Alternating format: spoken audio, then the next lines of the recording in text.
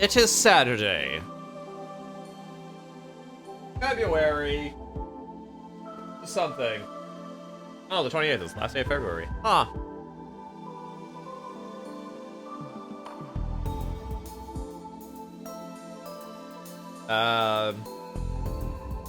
Hello, everyone.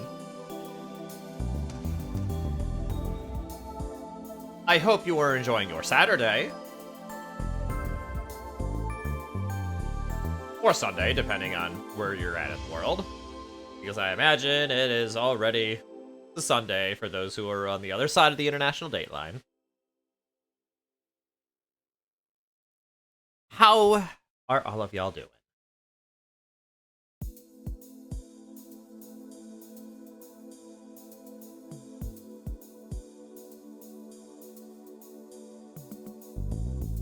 I'm doing all right. Did a little unexpected cleaning earlier today. I realized that my vacuum cleaner was clogged, so I had to clean that out. But hey, it's a really good thing that my vacuum cleaner is a shark, so it's pretty easy to get at the parts that need cleaning. But anyway, so as I said, I unfortunately finished my Thin Mint cookies. But I have leftover pizza here. Yeah, I know, Breakfast of Champions, right? I got it like an hour ago.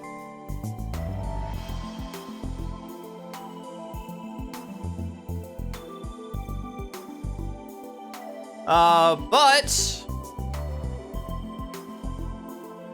well, we have some stuff to do today. First on the list is Steins, more Steins Gate 0. I did say that I wanted to do more of that. And I am totally happy that I get to do more of it.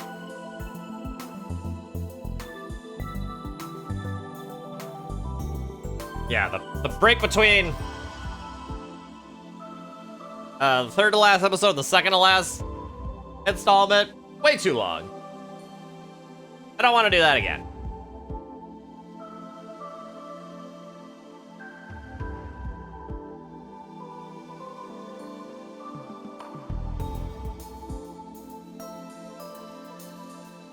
So, yeah, we're doing more of this today.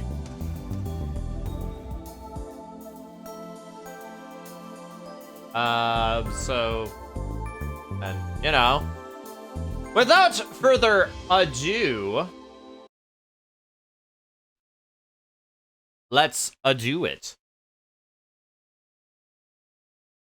So, last time,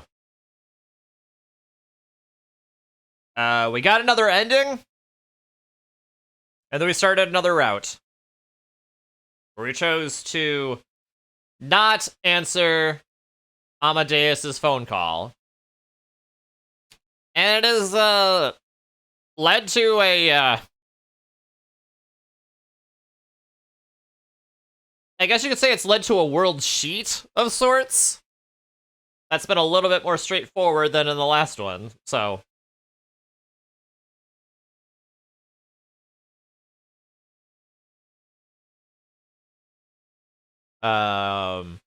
Because, basically not too much happened to the last one, or I mean, nothing, like, too crazy out of the ordinary.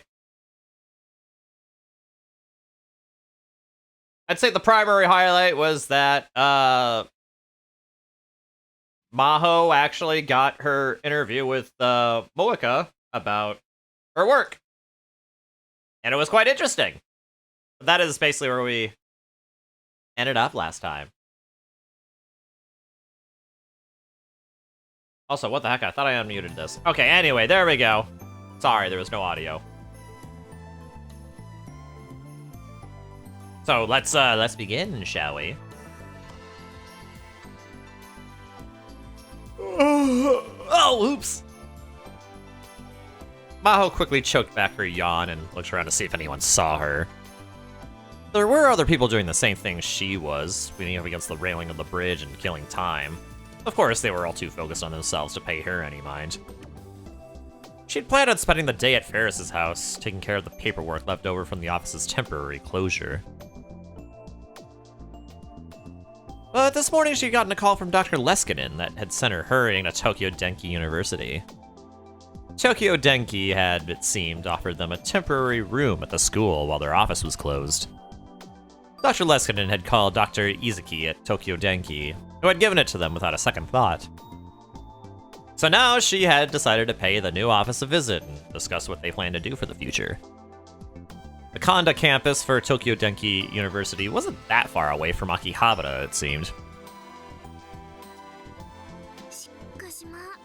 Sure is a nice day out, though.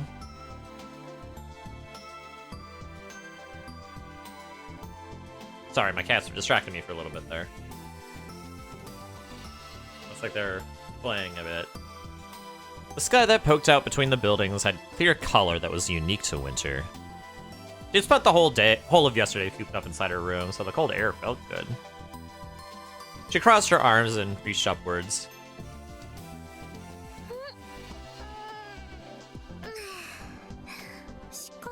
She sure is late, though. The reason she was standing here was that she was waiting for Moeka. Oh, there she is. Sorry, almost there. Gomenasai. Sorry. No hurry, take your time. She didn't have to come all this way. Maho didn't know the way to Tokyo Denki, so Moeka kindly offered to take her there. And she'd asked for something in exchange. I want to take a picture of you, Dr. Hyojo. I want to put it in the article. Do we trust her? Maho didn't really like having her picture taken, but if Moeka was nice enough to interview her, she wanted to do everything she could to help. Moeka had gone back to her room to get her camera. She said it was close enough to walk, so Maho had decided to just wait. He's always so excited on Rhine, though. She closed her phone and looked up, and then she saw Moeka directly under the bridge, running towards her. Running really fast towards her, apparently. Sorry to keep you waiting, Dr. Hyojo. You didn't need to hurry so much. You want to take a break? No. I'm fine. Moeka went around in front of Maho and started to walk ahead.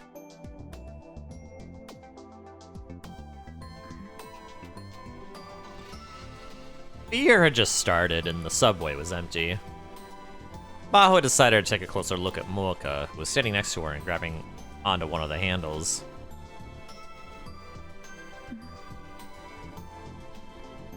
Moeka realized she was being watched and tilted her head.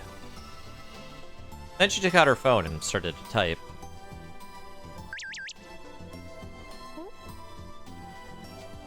Maho's phone suddenly rang at the bottom of her bag. She just received a Ryan message. What's up? I see. So we can talk on the train like this. Feels strange talking to you on Rhine when we're right next to each other. You didn't look like you were doing well. It may have just been my imagination. Moeka's expression didn't change much, but Maho thought that didn't mean she had no feelings. When she looked into Moeka's thin, pretty eyes, she could see that she was an interested observer of many things. I mean, that's what you'd expect from a writer.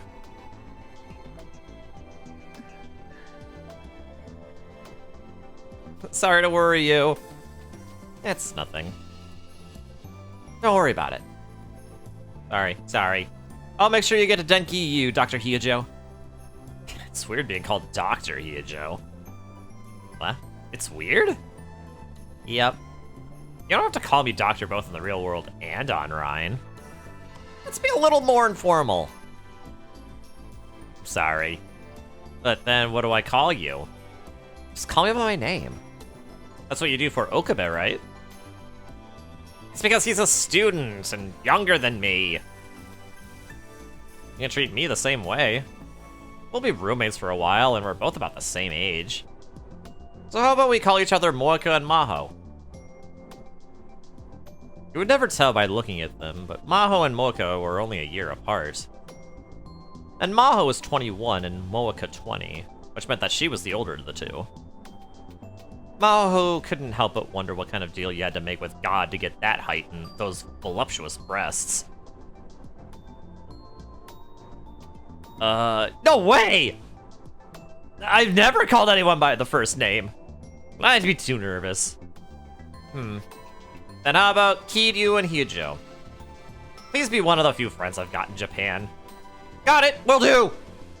Uh-oh, Maho's making, I don't know, Maho's gonna like that, I don't know, this is a good idea. Okay, then try saying it now.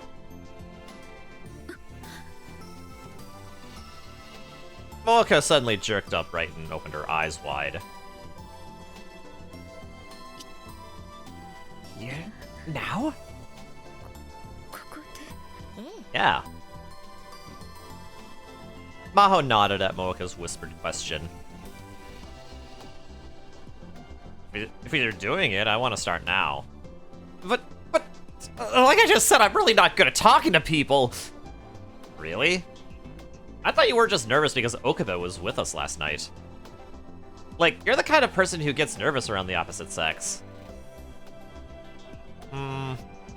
It's true that I get that when I talk to men, I get even more nervous.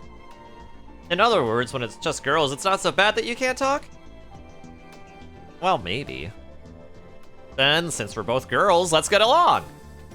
I know. How about this? When it's just the two of us, how about we try to talk in person instead of Ryan as much as we can? I'd be less bored with someone to talk to. If you're going to be a writer for a magazine, I think it'd be a good chance to practice, don't you?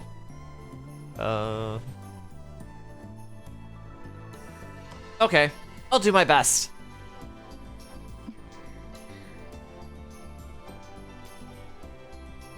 Moeka seemed to steel herself and then turned towards Maho. Hi, Hyujo. Thank you for your help with this.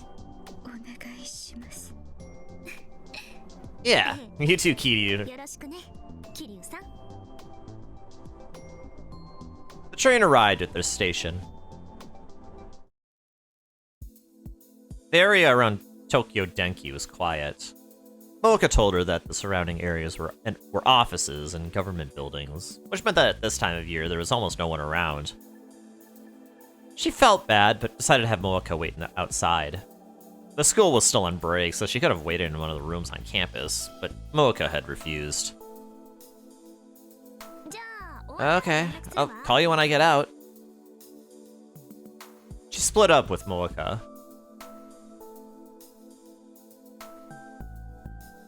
Maho got very lost on her way to Izuki's lab.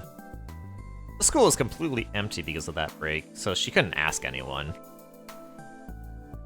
In the end, she had to call Dr. Leskinen and get detailed instructions.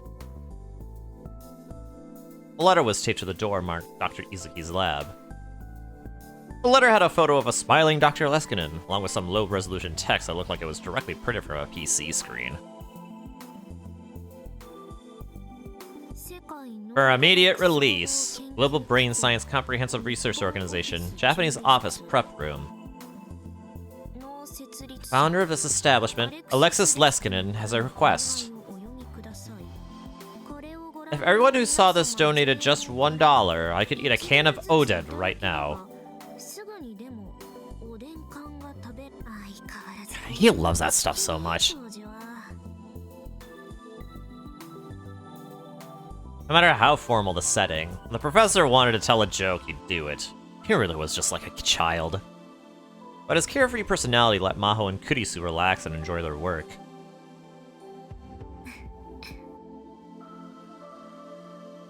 Suddenly remembering Kurisu made her heart ache a little. She suddenly realized that her sudden change of address, coupled with living with a person she barely even met, was taking its toll on her. Today, she'd finally get the chance to talk to her again. Or, more accurately, the memories she'd left behind. Professor?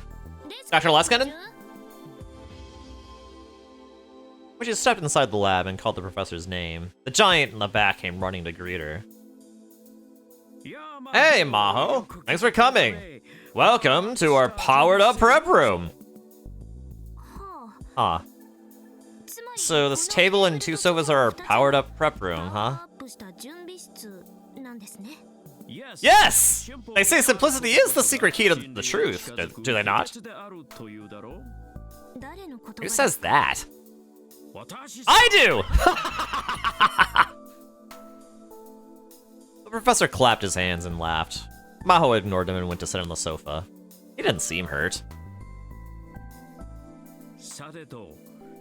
Okay, you're only a little late this time. Yes, that's right, Pika. Only a little bit late. You didn't miss too. You was hungry. Oh, no worries, Pika, no worries. Foods is important. But yeah, you actually didn't miss really all that much. All that you missed was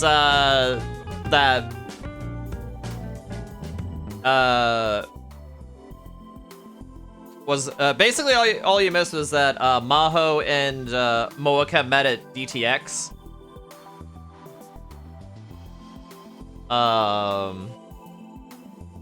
Because Maho was actually on her way to go to Tokyo Denki for like the temporary office space, because that, you know, after the last one got ransacked and all that, and she didn't know where to go, so Moeka was helping her. Isn't she sweet? And now she's here. Oh yeah, and I guess also as well, they, so Maho and Moeka seem to be getting along. They had a discussion about, basically discussing about whether or not they should speak on a first name basis. It was at Maho's request, and Moeka was like, oh no, I can't do that. Then they came up with a compromise to be on a last name basis at least. And like, try to talk in person instead of on Rhine.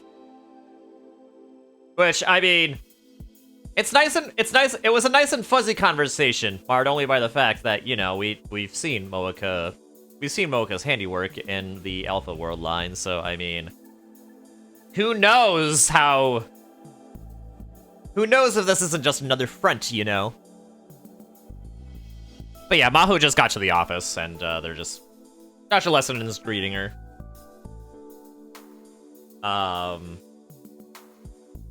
So then, yeah. So yeah, you really didn't miss much. Now then, about our future plans.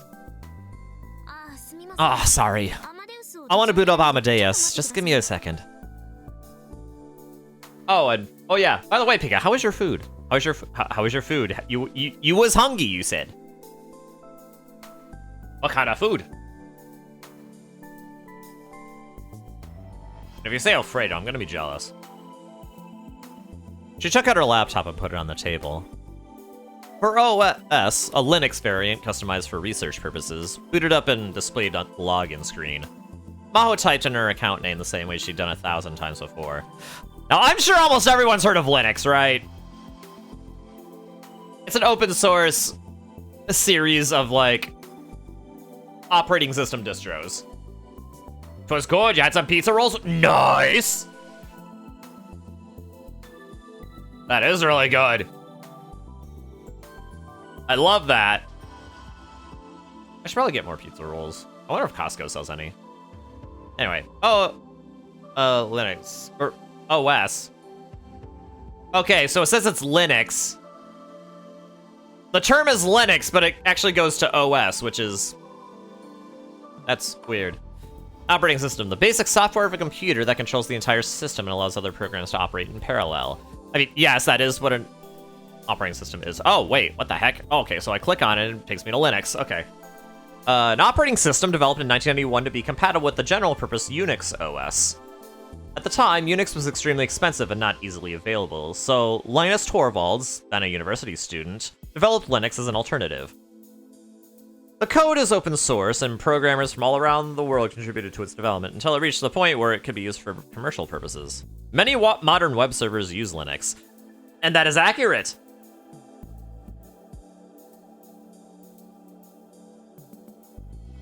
Linux is pretty widely supported, you know, as a server backend operating system. Though lately, I feel like a lot of places are using, like, you know, Windows backends.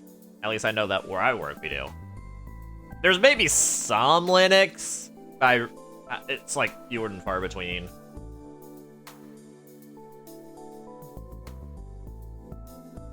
But yeah, if you're asking me what like, but the Linux, my favorite Linux distro, it's Ubuntu. In case you were wondering. Is that the only Linux operating system I've ever used? Yes. So it is a default, but you know what? I don't care. It's good. I like it.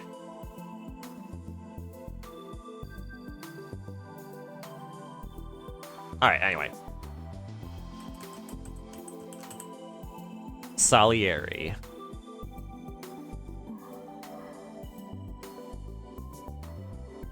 For just a moment, she stared at the letters in her account name. She quickly put in the password and called up the desktop.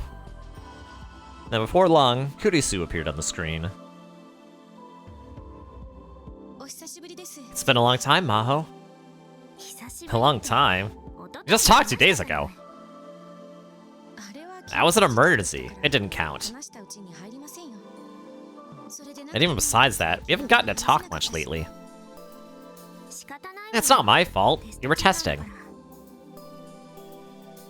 During Okabe and Kurisu's communication test, Maho and Dr. Leskinen had avoided talking to Amadeus to keep from adding noise to the experiment. Not that Okabe's talked to me a lot lately, though. Are you two maybe meeting without telling me? Technically, yes, that is true. You're technically correct about that. The best kind of correct. You were together 2 days ago, after all. But I told you it's not like that! Where do you get these delusions that everything in the world is about romance? It's not a delusion. It's a highly accurate hypothesis based off of calm, dispassionate observation and analysis. If you like that stuff so much, maybe you should have majored in it. Though, given how totally wrong you are, you probably wouldn't have graduated, let alone get your doctorate.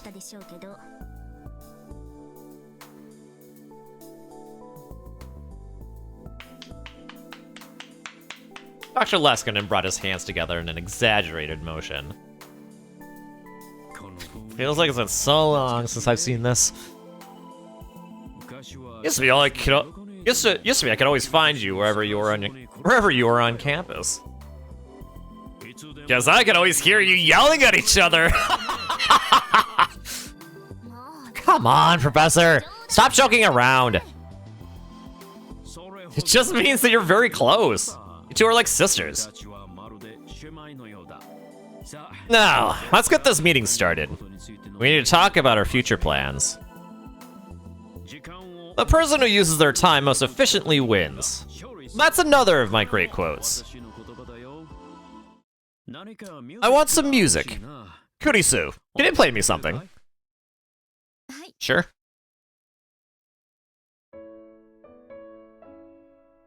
A soft piano melody began to play from the laptop speakers. I'm not familiar with the song. Is it Mozart? This. Some music, you say? I see what you did there. Maho, do you remember? It's a song that brought us together. She'd never forget. It was what had brought them together a year ago, and was a symbol of their relationship.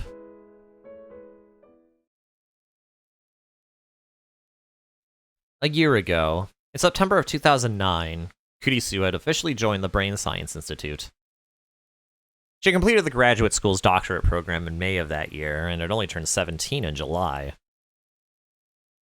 Maho herself had joined the Brain Science Institute at an extremely young age, but her record had been beaten by quite a lot. Kurisu was a genius. Everyone who met her could tell. Dr. Leskinen had been Kurisu's advisor during the program, so Maho had met her several times. And that was enough to tell her that Kurisu was different. Kurisu never showed off her own talents. Actually, she didn't seem to think of herself as particularly intelligent at all. But that actually made it a little hard for the people around her to approach her. Whenever you talked to Kurisu, you were forced to realize that there was a gap between you and her that could never be erased. She'd learned later from Dr. Leskinen that things had been the same in grad school. It was rumored that was the real reason she'd come to America from Japan at the age of 11. No matter what she wanted, no matter where she lived, she was cut off from the people around her. That was what it meant to be a genius like her. Since Maho was a girl too, and close to her in age, she actually considered Kurisu more of a rival. Since they were working in the same field, they were going to be compared, and she didn't want to lose. Maybe that was why Maho had never thought of going to talk to her. And Kurisu was so busy learning how to work at the lab that she'd never come to talk to Maho. But then 2 weeks after Kurisu came to the lab, a certain classical song had changed the relationship forever. And play. There were 2 types of people in the world. Those who worked better with music, and those who worked better with silence. From a brain science perspective, the idea that you could concentrate better with music was sheer nonsense. Whether you were aware of it or not, the sound was vibrating your eardrums, and your brain was continually analyzing it. But if there was ever a public debate on the subject, Maho would want to take the first position. Theory and feelings were different. You could concentrate best with music in the background, and you could be more creative. But there was one condition. The song has to have been composed by Mozart. Maho whispered to herself as she turned toward the computer. She'd been running a patch on some equations for 2 full days, and had finally completed. Today, she was going to spend the whole day analyzing the output. It was Saturday, so she was the only person in the lab. This was the one day she had this whole huge space to herself. So she decided to play Mozart's 11th Sonata from the speakers at her headphones. She didn't intend to pay any attention to the music. This was more like a ritual she needed in order to concentrate. It was a warm-up exercise before she could dive into a sea of numbers and equations. Once she dove in, she wouldn't need it anymore, so she simply stopped hearing it. She stopped seeing everything around her, too. All she saw was the numbers and equations. All that was in her head were numbers and equations. All that was left was a thinking machine named Maho Hyojo. Her mind left behind the bonds of her physical body, and the speed of her thoughts accelerated towards the infinite. It was time for another fun journey. Good morning.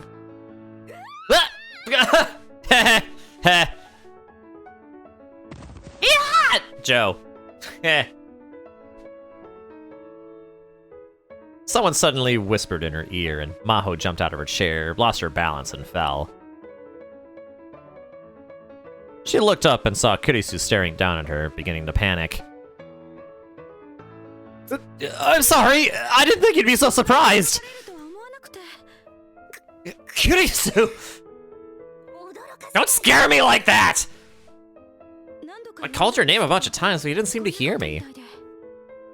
Oh. Maho stood up and sat back in her chair. Sorry. I was focusing so much I didn't hear you. Yeah, I thought so. Then you should have just left me alone! Maybe Kurisu could tell she was thinking that, because she quickly added. I felt bad about it, but since I'd run into you on a weekend, I thought I should say something. And you seemed like you just started, so I didn't think I'd be a bother. Did you just get here?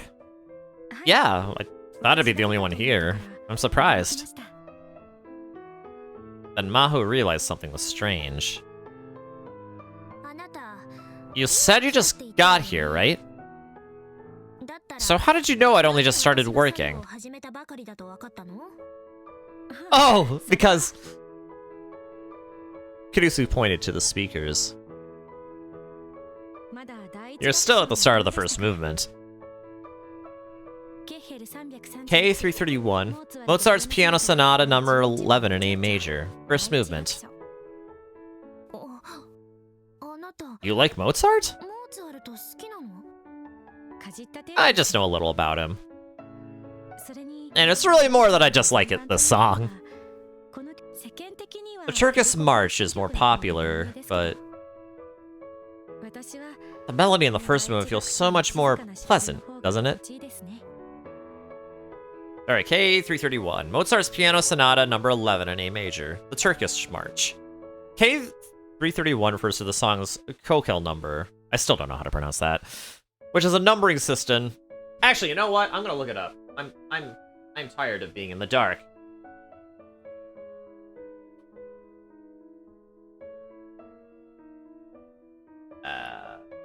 Pronunciation.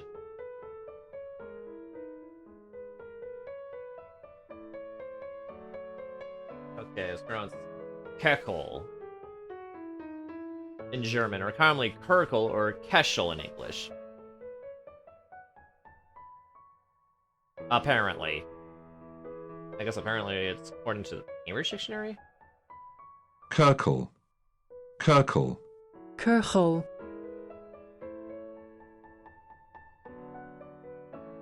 Okay. I guess it's not even consistent between the UK and US. Kerkel.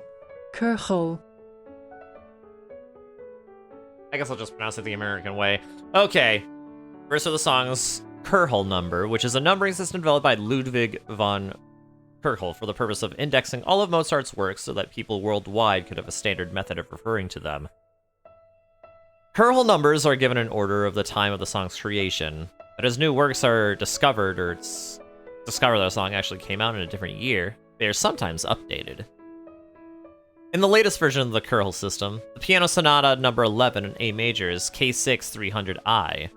However, the original numbers were popular for many years and are still commonly used today. And the Turkish March. The third movement of Mozart's Piano Sonata number 11 in A major. The sonata is composed of 3 movements, but the third movement in particular is exceptionally famous, often performed on its own. A normal sonata consists of 4 movements. An allegro, a slow movement, such as an andante or largo, a dance movement, and a faster finale. Since the piano sonata only has 3 movements, it violates the standard structure, but this can be considered another example of Mozart's genius.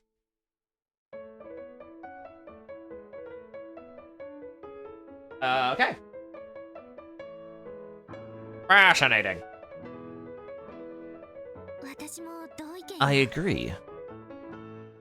I'm so glad. Whenever I'm really trying to focus, I put Mozart on in the background. That's not a very scientific thing to do, I know. Maho couldn't help but laugh as she realized Kurisu was saying the same thing she'd said earlier. In the 2 weeks since Kurisu had joined the team, Maho hadn't been quite sure how to deal with her, but now she wanted to know a little more. So she used the signal her co-workers always use when they wanted to take breaks. I tried taking some high-resolution photos of local farmland, but they all turned out a bit grainy. Gosh dang it, Big Mochi Bot. Am I a bubble-blowing baby?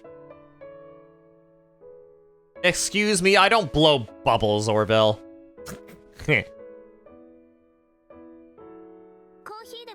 Wanna get some coffee?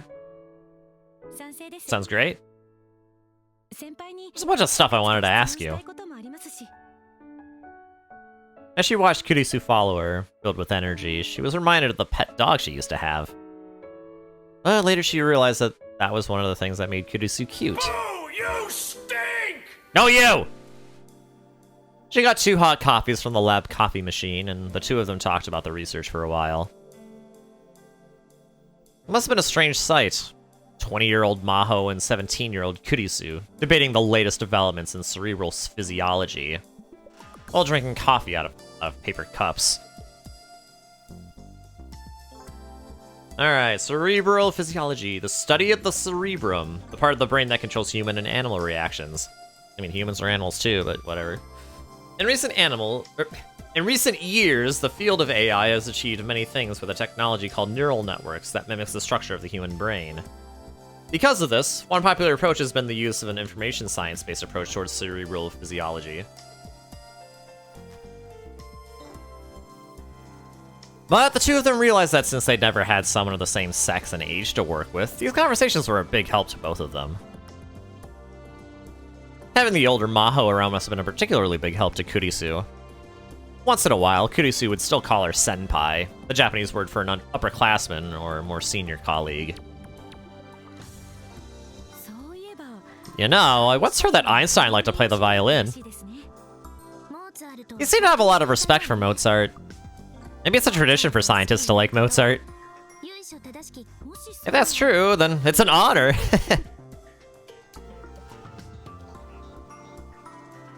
Cute! Look at that! Look at them talking and being friends! I love it!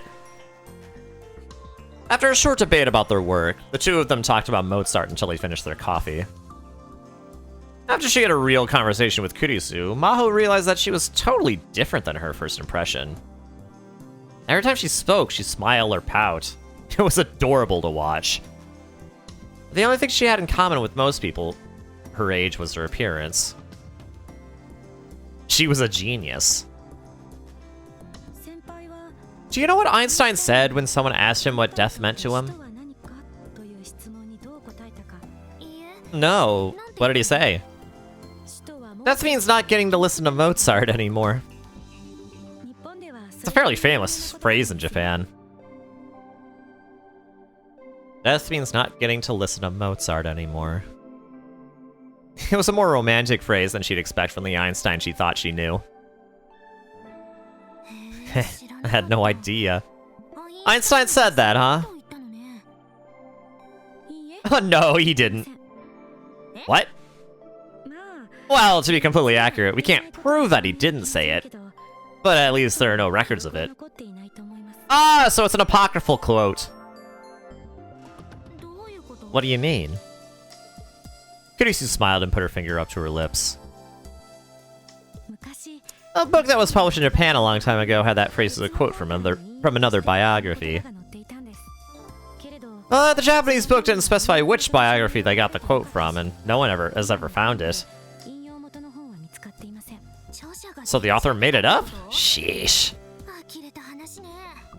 Oh, we can't prove that, so we can't be totally sure. But I think these words are very much what a logical man like Einstein would say. Logical? Yes. Because once you're dead, you can't listen to Mozart, right? Of course not. Yes, of course not. Once you're dead, you can't listen to anything at all, not just Mozart. Thus, the statement is true. See?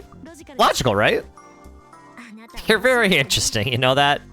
Intelligence and childishness all wrapped up in the same brain. I'm not childish. Sorry. I know it's a bit late, but it's a pleasure to be working with you, Kurisu.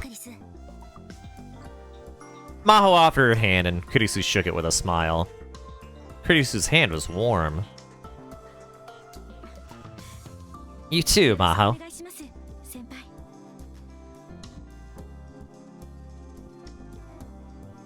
Mozart had brought the two of them together. Kurisu was a child beloved by God. Everyone was amazed and astonished by her unmatched creativity. Everyone, including, of course, Maho. Something. It felt like she had to remember something important. Good morning. Joe. Someone suddenly whispered in her ear, and Maho jumped off the sofa. What? Kurisu was right! At some point, Dr. Leskinen had picked up the laptop and taken it behind Maho's back. Kurisu was on the screen, laughing at her. Evidently, the professor had brought it close to Maho's ears and made Kurisu whisper to her. You were just in your concentration mode, weren't you? No matter how many times the professor called your name, you wouldn't come out of your little world. Sorry. I'm impressed that you can continue to research even while this emergency is going on. The professor put the laptop back on the table and sat on the sofa across from her. And then they started the meeting. She discussed their future plans with the professor. One of the options that came up was going back to America. Something kept bugging Maho the whole time during the meeting.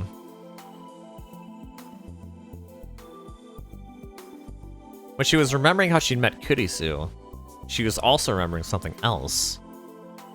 Salieri. Maho's user account name. She picked it a month after Kurisu had died. For some reason, she couldn't stop thinking about it.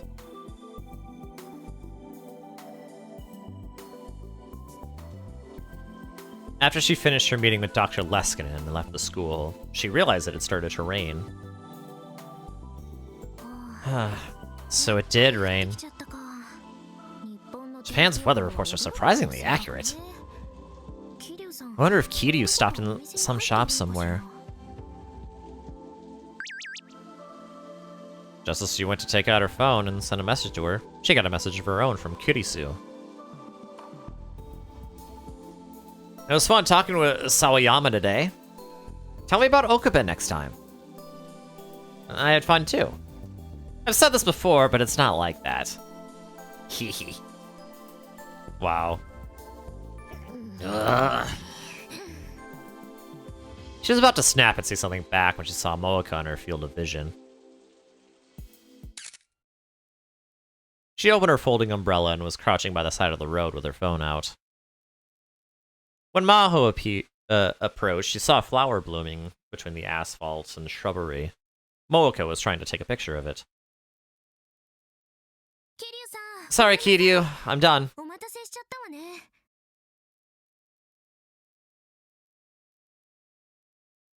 Moeka looked up and opened her mouth hesitantly. Hyajo. Maho was happy that she said her name. You're taking pictures with the flowers? Yeah.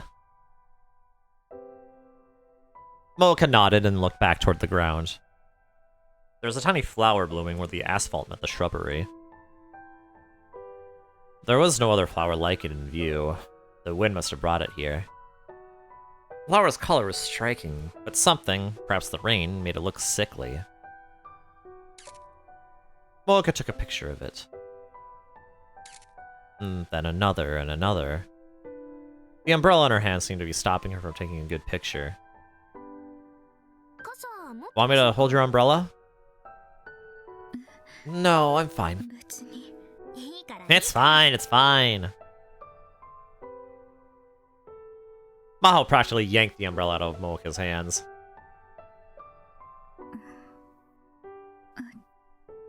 Thank you.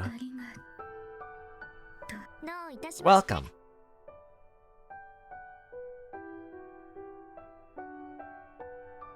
Moeka used both hands to steady her camera. Then when it came into focus, she pressed the button.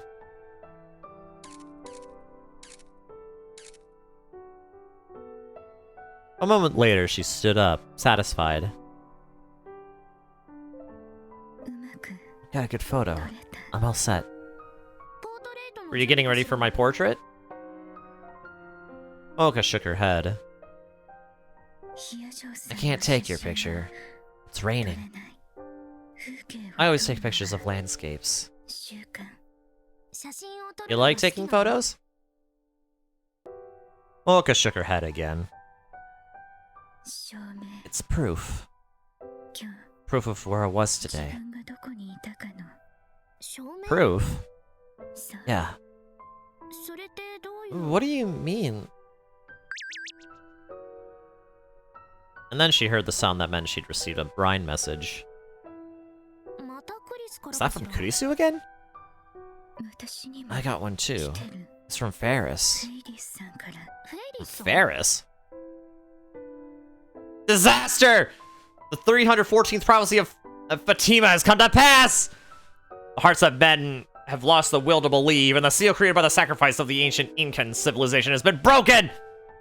It's only a matter of time before the Dark God, the master of Pluto, revives! Pluto, a dwarf planet discovered in 1930 by astronomer Clyde Tombaugh. For years, it was defined as the 9th planet from the Sun, and due to its status as the most distant planet, it often appeared in fiction. However, later developments in astronomy revealed that there were many other planets that were roughly the same size as Pluto, and a fierce debate ensued as to whether they should be counted as well. In the end, the International Astronomical Union adopted the term dwarf planet in 2006, and Pluto was classified as one of these.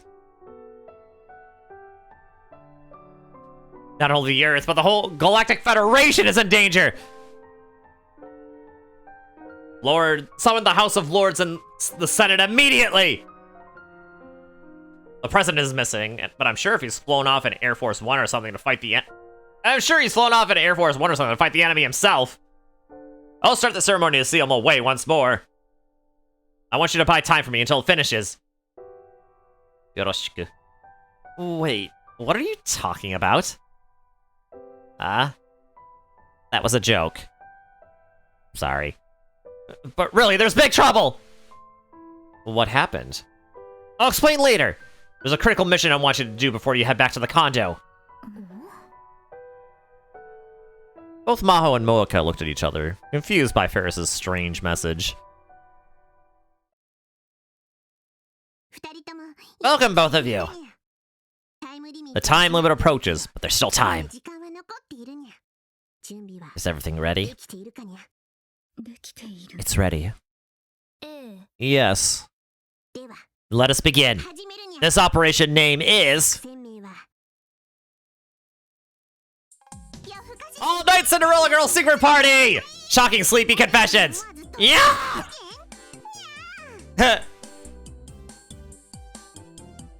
Okay, I love Maho's PJs. That looks so funny.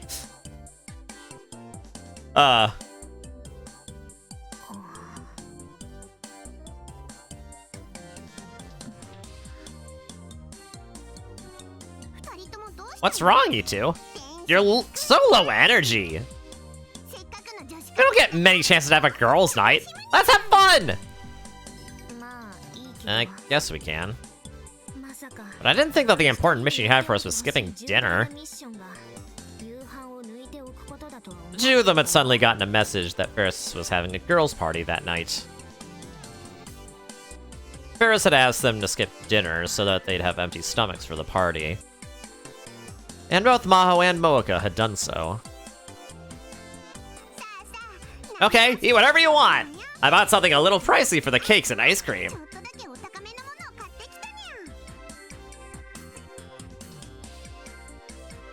Oh, they have Pocky sticks! Let's go! Ferris started to rummage the plastic convenience store bags with a smile. Normally, Ferris acted like she was rich, and in fact, she was rich, so she could have easily purchased the most expensive cake that either of them had ever tasted. But she realized that the right cakes and ice cream for a party like this were ones you got at a convenience store, and she purchased them there without any hesitation. Mao thought that must be one reason why the customers and maids at May Queen admired her so much. She'd been working short-staffed at May Queen since the start of the year, so it had to have been hard. But she wasn't showing any signs of exhaustion at all. Huh? What's wrong, Maho-nyan? Did you fall in love with Ferris? I always love it when girls fall in love with me. What? It's not like that! Don't be so embarrassed. I'm happy you seem to like your present, too. Those panda pajamas look great on you, just as I thought. It's not like that I like them. It's just rude to not wear something that's a gift.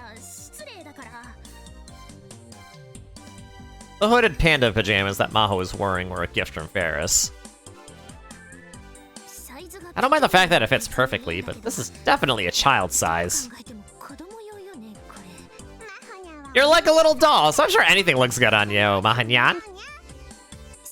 Stop calling me that, I said. Please, don't think you're going to make me wear a different pair of animal pajamas every day. Yeah? What? Mahanyan, can you read minds? How did you know I already had a week's worth lined up? You already bought them? Mrs. Maho is starting to realize that Ferris is just toying with her.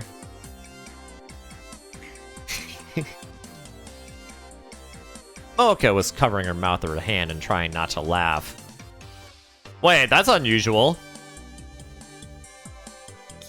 Kiryu? Moenyan? Sorry, I didn't mean to laugh, but...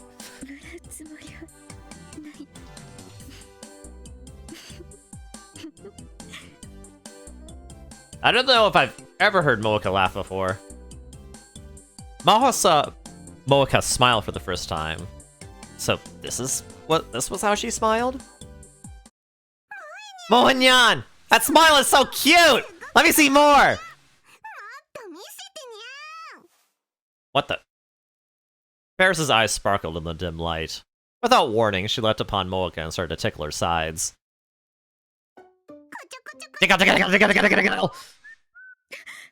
Stop it! Stop!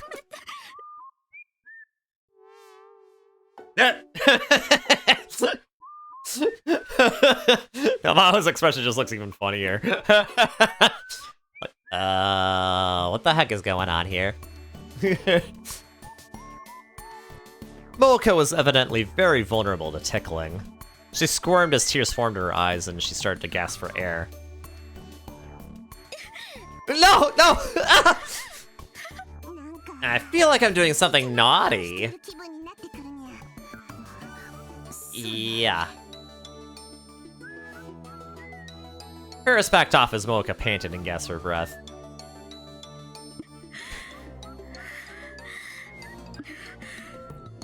It sure is amazing, though. Yeah. Ferris and Maho looked at each other and spoke.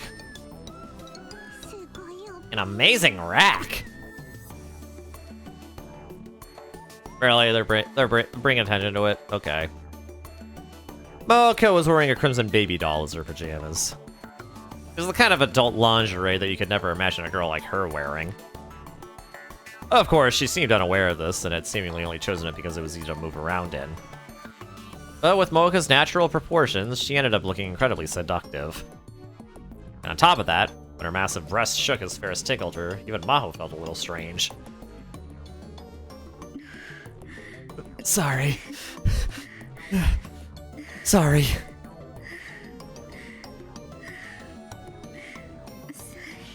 Mocha apologized as she gasped for breath.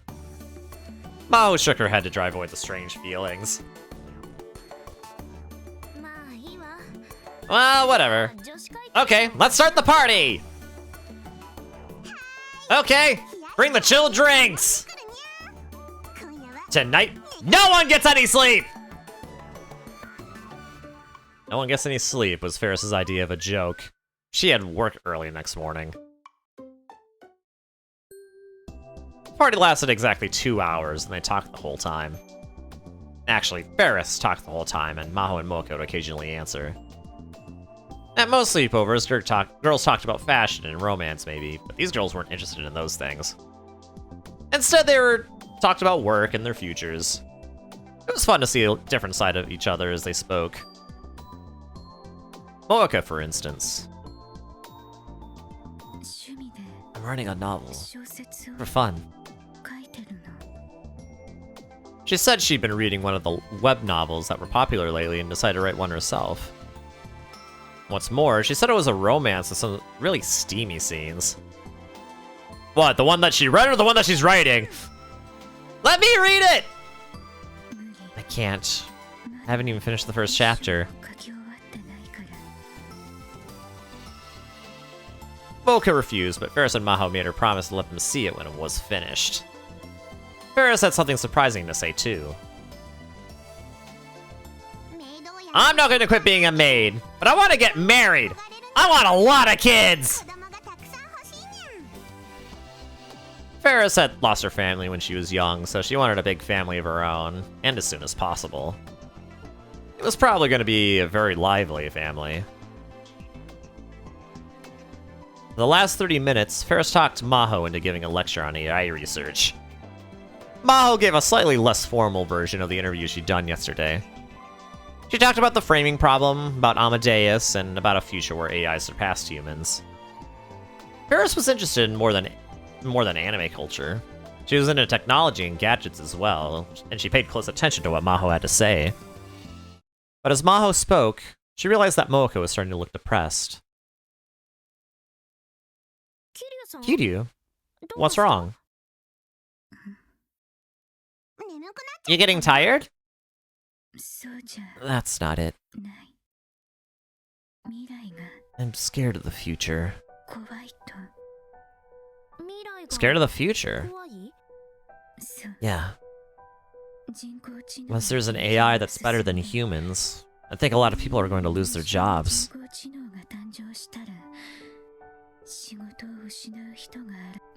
I'll probably be one of them. That scares me. So that was it, Maho thought to herself.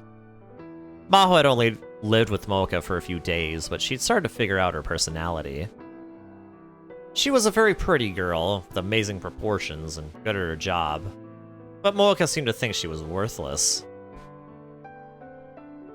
She thought that nobody needed her, and that if someone better than her appeared, they would quickly take her place.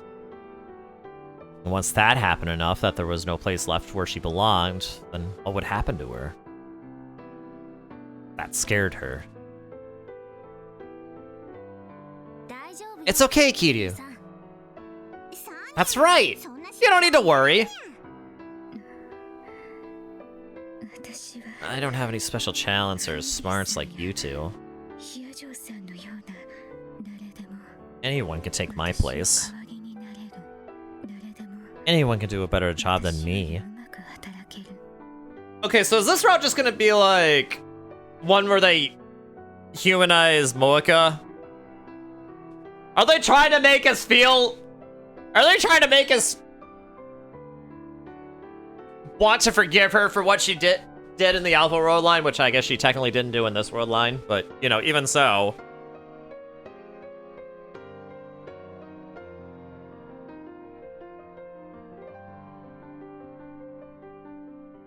Or are they doing it to humanize her just to pull the rug from under us later? So we feel another great anime betrayal. Like in the original Steins Gate. I don't know what's happening, but it's making me feel a little... I don't know, man. I'm not as talented as you two. So what? So someone could take your place. So someone's better than you.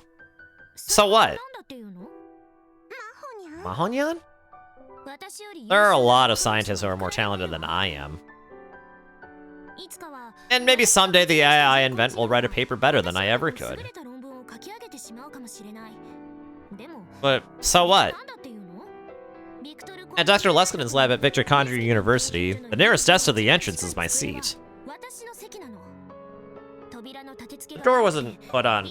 The door wasn't put on right, and the wind always blows through it. And you can always hear people chattering in the hallway, but it's my seat. Even if the universe itself were to end, I'm not giving that seat up to anyone. Even if a more talented scientist or a more talented AI wants it, I'm not giving it up.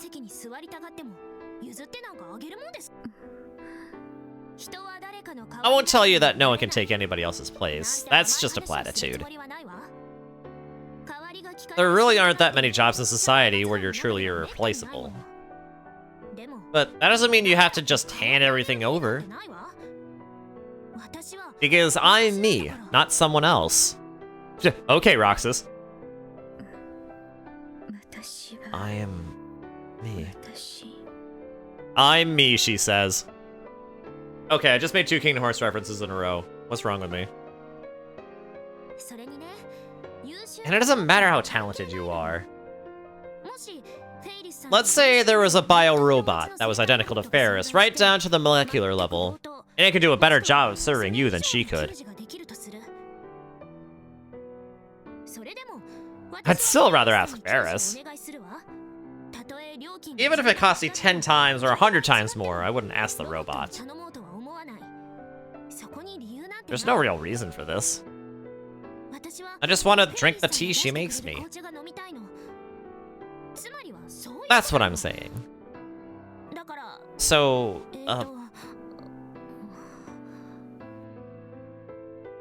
Maho is getting so emotional she didn't know what to say next.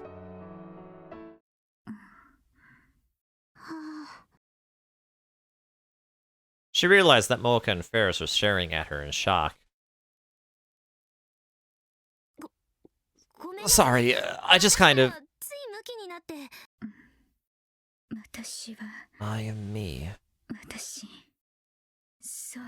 Maybe. I am. Mocha smiled a little. Maonya! I love it. Cute! The next instant, Ferris was on top of her, squeezing her tight. Wait! What's going on? Ferris was smiling at her with dewy eyes. Oh, and Maho smiling! Mocha smiling! What are the... You never see this! That was so moving! I didn't realize you loved me so much! I love you too! I'll make you tea for the rest of your life! Is that what I just said? The next few minutes were a struggle to stop Ferris from rubbing her face against her cheek. Cute. I love girls' night. It's so cute.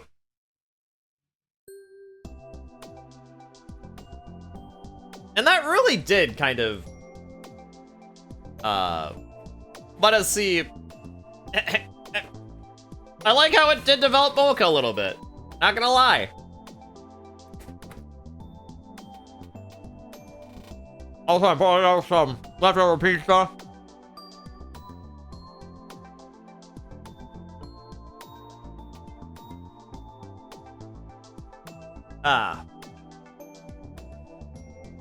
Sorry, I'm hungry.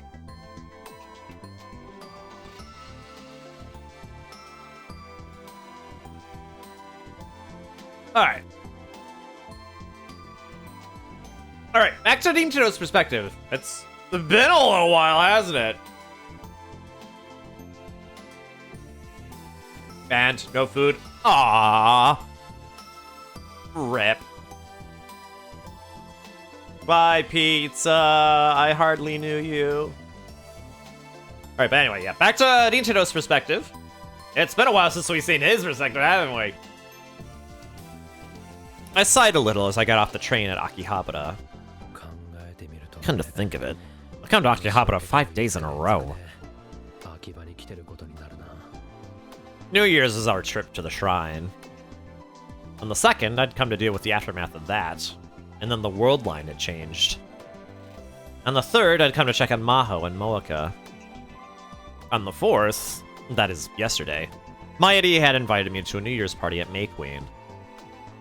I hadn't come to Akihabara every day like this since last summer. What's going on with Ferris, you think? I don't know. I never can tell what she's thinking. There was a reason I'd brought Mayuri to Akihabara. Yamba, I mean, Okuni, big trouble! Tonight, 32,000 years...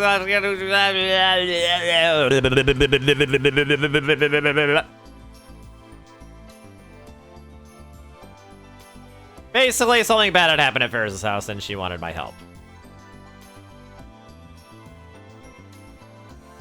Planetary alignment, the name for a phenomenon where planets in the solar system line up in relation to the sun. also known as a syzygy.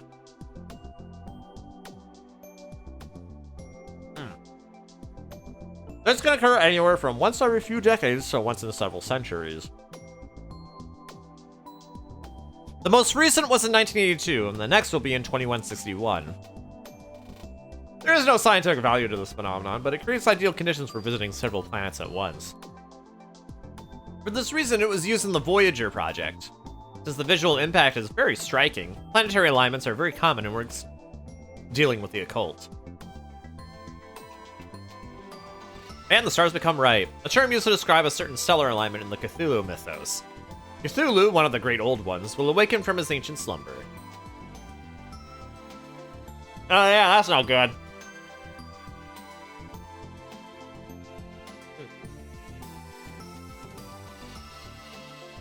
Earlia. An ancient island in the Cthulhu mythos that fell below the sea during an earthquake. Now it is an undersea city located at 47.9 degrees south and 126.43 degrees west, in the South Pacific between New Zealand and the western coast of Chile. Ah, yes, Lord Helix. Oh, yes, praise it. Praise Helix is in chat.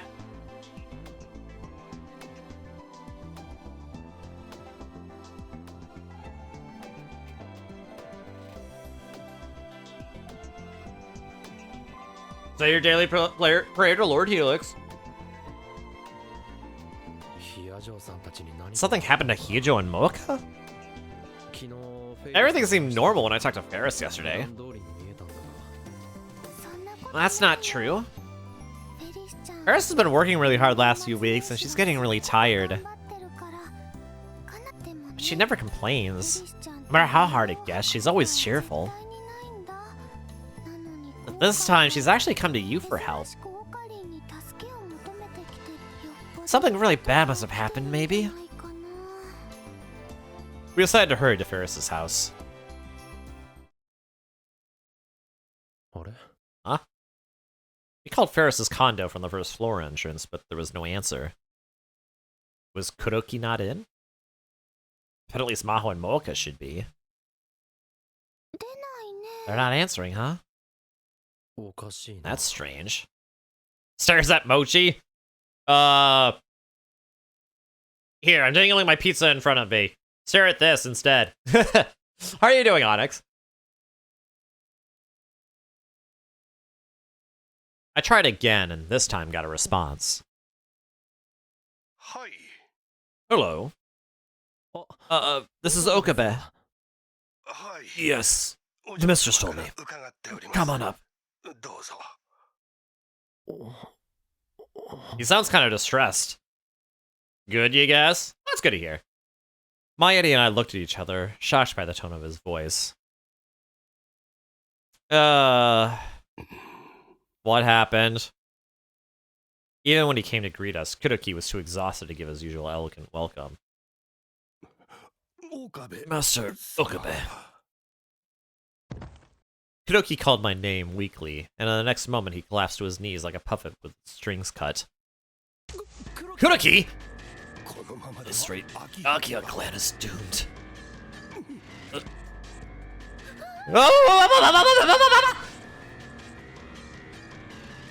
Kuroki, what's wrong? Okabe, you must escape. You mustn't stay here. What happened? I don't know. I can't believe the things I've seen. Just eating without you? What do you mean without me? I'm eating pizza. Oh.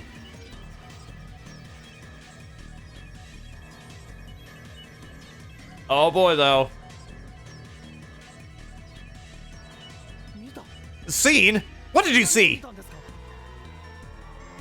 Kuroki tried to say something, but then gave up and shook his head. And then he slowly raised his arm and pointed to the end of the hallway. Guest room. In there. Okay, surely there's nothing wrong. What? That's where Maho and Mocha were. Did something happen to them? Where's my pizza? No! It's my pizza! Lady, take care of Kuroki!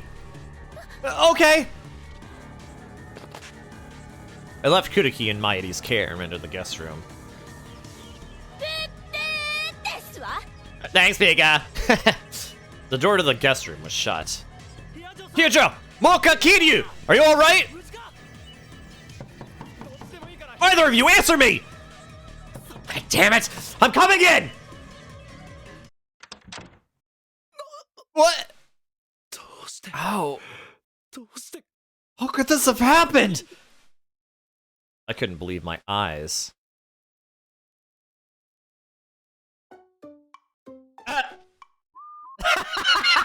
I was expecting something like this!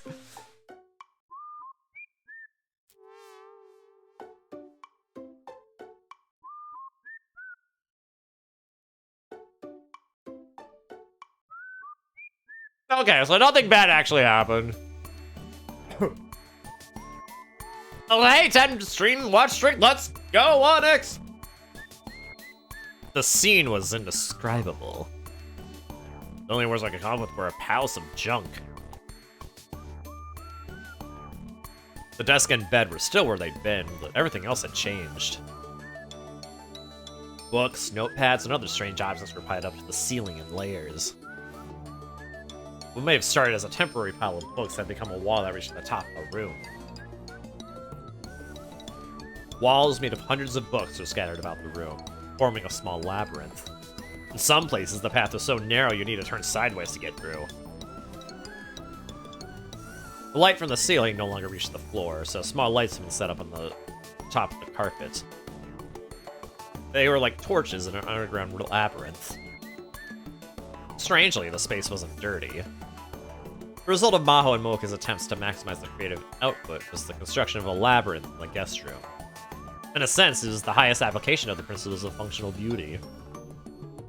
But it was still a palace of junk.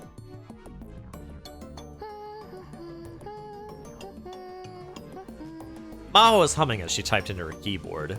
She had a big pair of headphones on. Mocha was kneeling on the carpet with her legs splayed, typing into her laptop at a low table. She, too, was wearing headphones.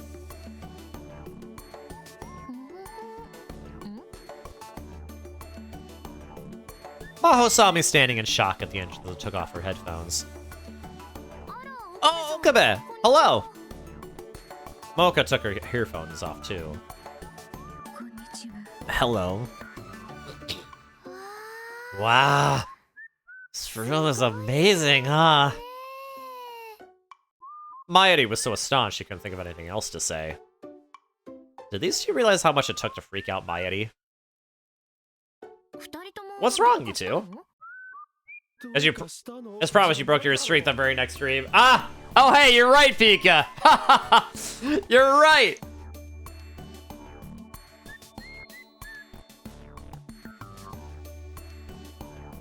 Well, let's again build those numbers up again, huh?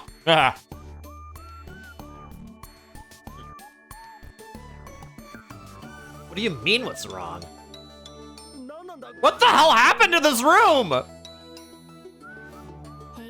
room? Is there something strange about it? Everything's strange about it! It wasn't like this 2 days ago! Oh, is that it? The passage of time brings change. For things and people and, of course, rooms. What do you think? It's so much more functional this way, isn't it? The fact that Maho didn't seem to find anything wrong with this at all made my head hurt. And it looks like you two could go on an adventure! For her part, Mayuri was wandering through the labyrinth, excited. There were screens to divide the different parts of the room. The screens were different colored baby doll lingerie. Ooh, these are cute! I chose the colors when I hung them.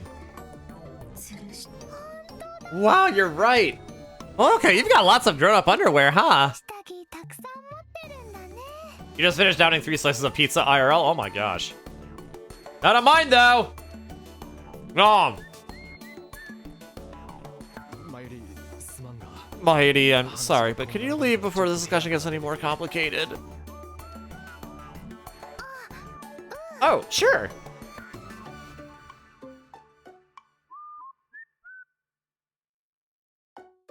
I tried talking to Maho and Moeka, but couldn't get any useful information.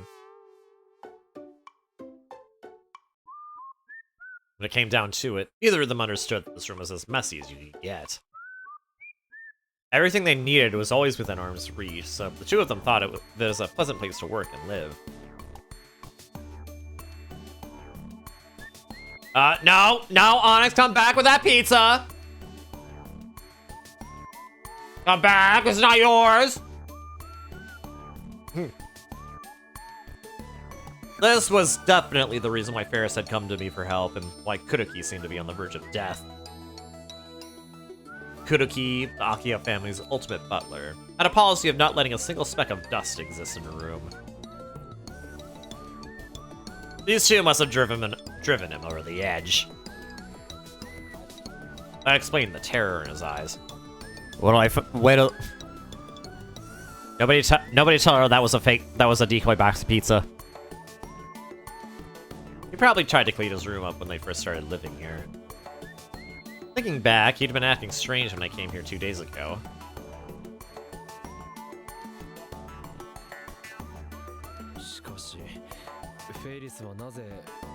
But why did Ferris come to me?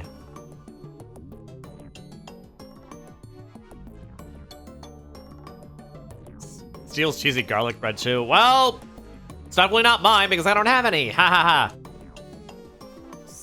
And I don't know why she told me to bring Mayuri either. She had a brilliant idea. Ferris probably wants this room cleaned up. That's why she called Mayushi.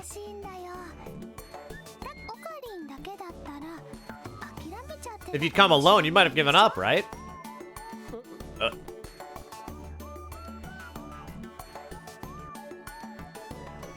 Yeah, probably. I was looking at an entirely new structure. It wasn't something you just clean up. If I'd come alone, I might have just turned tail and run. It would take a team of professional cleaners a full day to clean this thing up. This wouldn't be worth it unless I was getting paid.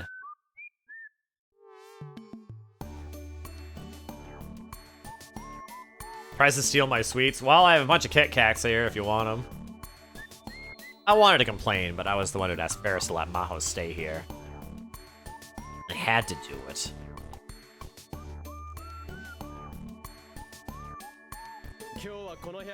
We're cleaning this room up today. No complaints, okay? It's the lady of the house's orders. Yeah? I'm not sure I agree, but whatever. Got it. Okay. I'll have to call everyone I can think of to come help. But where do we even start? I know! Mayushi had another brilliant idea! Why don't we get Sergeant Clean to help? Oh, like Mr. Clean? Only a sergeant? Sergeant Clean? What's that? Sergeant Clean is very good at cleaning! Wow, I never would have guessed. The messier the room, the stronger their power level grows, they say. We're attacking them like a shark biting the table. Why don't you bite your own Hable?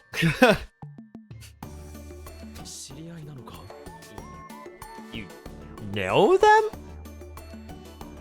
Yep. It's someone you know really well.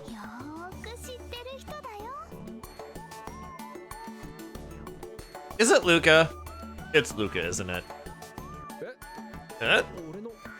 Someone I know well? Mayuri brought me to the lab. Or more precisely, the Brawn Tube workshop on the first floor of the building where the lab was. Wait, Mr. Braun? Nah, do-do-do!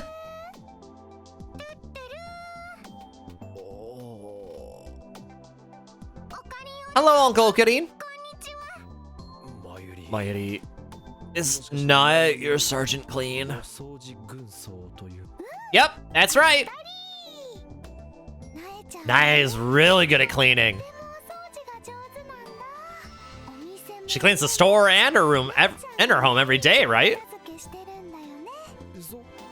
Do you? I do. Daddy wipes down the bronze tubes every day, but I do all the rest myself. Kind of think of it. I've never seen any garbage on the floor of the bronze tube workshop. Oh, it's not that Daddy doesn't like cleaning. I just really love it. Whenever I see garbage on the floor, I feel like I have to pick it up. Mommy used to always say that a messy room indicated a messy mind. I see. But why is Sergeant clean? Naya's eyes went wide and her face blushed. Fix this, Mayuri! I told you not to tell anyone! Sorry. But we need Sergeant Clean's help! I'm not a sergeant or anything like that! I just get a little excited when I'm cleaning. It's true! Naya looked to be on the verge of tears. Well, a girl her age wouldn't want to be called Sergeant, maybe. Hey, Naya, can you do it? Can you help Mayushi and her friends? You won't call me Sergeant anymore? Yep, I won't. Then okay. Oh, clean! I want to go to Miss Kitty's house, too. Oh, but I don't want to go alone. Don't worry, everybody will come with you. Right, Okarin? Yeah, I'll ask everybody I can find. Okay, I'll go get ready, so wait for me. I'll go home and get the hat. Naya ran off toward the station. The hat? What's she talking about? You'll know soon!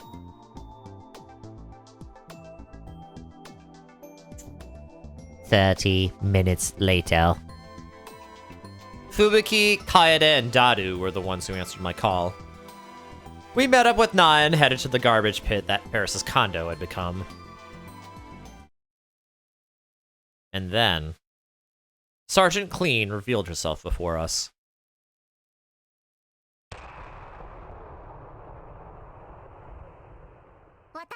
I am Sergeant Clean, your drill instructor! Oh, but she doesn't want to be called Sergeant Clean. Listen up! Until this room is clean, you are inchworms! The lowest form of life on Earth! Also, I love how the nameplate says First Sergeant Tennoji. You people are not appliances! You're worthy of being called vacuum cleaners! You're only good for stretching out and squeezing up on top of a leaf! Because I am hard, you will not like me! But the more you hate me, the more you will learn! I am hard, but I am fair! I'm only interested in getting this room sparkling clean! Got it, inchworms! Mayuri. What is it? Until this room is clean, you are Nico Yazawa, the lowest form of life on Earth.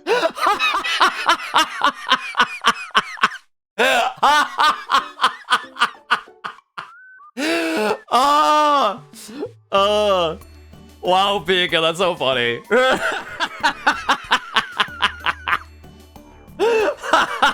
That's perfect. Oh, that's perfect.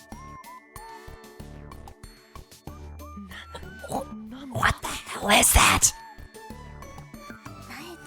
Noah's personality kind of changes when she cleans, you see. It's not a personality change, she's a totally different person! A cute little lolly reveals herself to be a sadistic sergeant that cusses you out. In our world, that's a good thing! Dadu, get it. I hope she gets a nice and flirty once we're done cleaning. Dadu, shut up! Mods, ban Dadu, please. Like, no, the room's clean. I'll clean you up. Dadu, shut up! That is a child you're talking about. Who said that? Oh, ma'am, I said it, ma'am. No talking. The only words out of your filthy sewer holes will be yes and no. Got it? And you will say Mistress Nye before every word. Got it? Mistress Nye, yes, Mistress Nye. I can't believe I get a real lolly cussing me out. Today's my lucky day. What are you grinning about? Listen up! From now on, your name is Mr. Smiley Bear! Mr. Nye, yes, Mr. Nye! Do you like that name, Mr. Smiley Bear? Mr. Nye, yes, Mr. Nye! I don't know if it matters, but Mr. Nye, yes, Mr. Nye is really hard to say. What? You have a problem with that, Mr. Smiley Bear?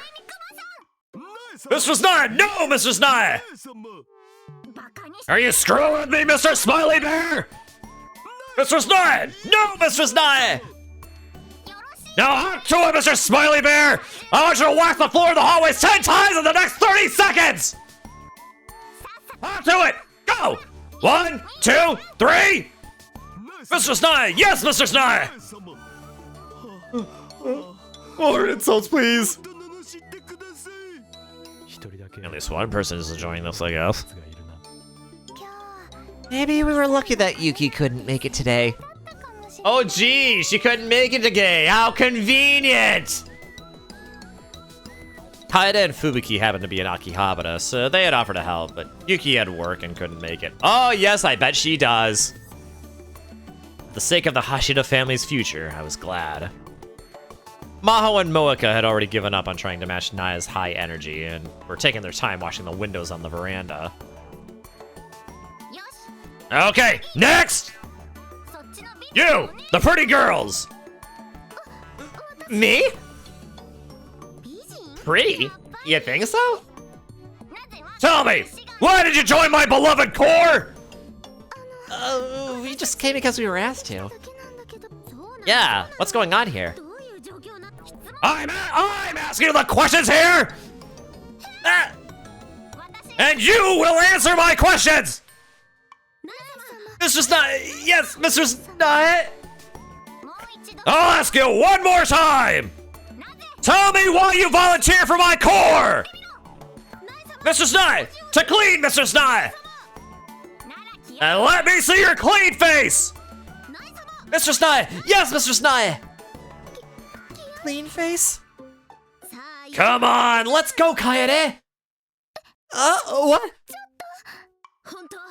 Ain't cleaning hell? Fubuki's really getting into this, huh? Kurishima seems to be having a bit of a bad time. You two, why are you talking? Take that big turgid black thing down to the garbage dump! Big turgid black... What? The garbage bag, right? Yep, that's right! Now get to work! Mr. Steins, yes, Mr. Steins! Mr. Steins, yes, Mr. Steins! I can't hear you! You think you can lay this room like that? Put some damn energy into it! Louder! Mr. Steins, yes, Mr. Steins! And the rest of you! If you got time to grind, you got time to carry garbage! You should have said, if you got time to lean, you got time to clean! Mr. Steins, yes, Mr. Steins! Once that's done, we're polishing every doorknob of the house until it shines! Mr. Steins, yes, Mr. Steins! You will not laugh! You will not cry! You will polish tables! And you will be glad to do it! Mr. Steins! Yes, Mr. Steins! Wow. This is probably my... I feel like this is probably my favorite scene I've ever... This is probably my favorite scene of Naya's ever, actually.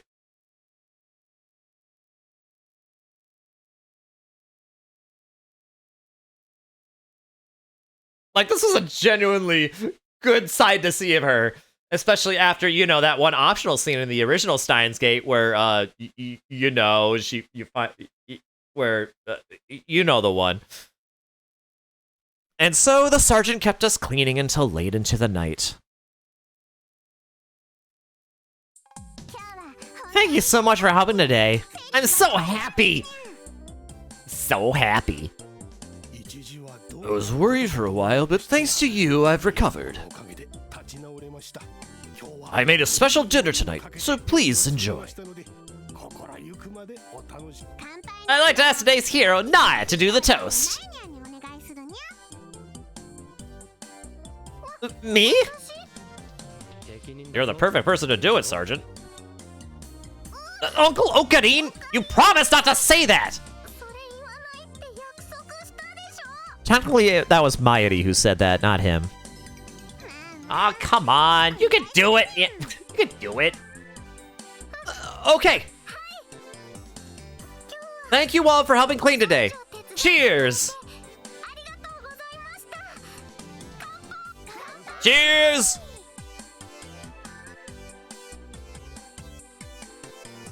It took about half a day, but with Naya's help, we finished the cleaning.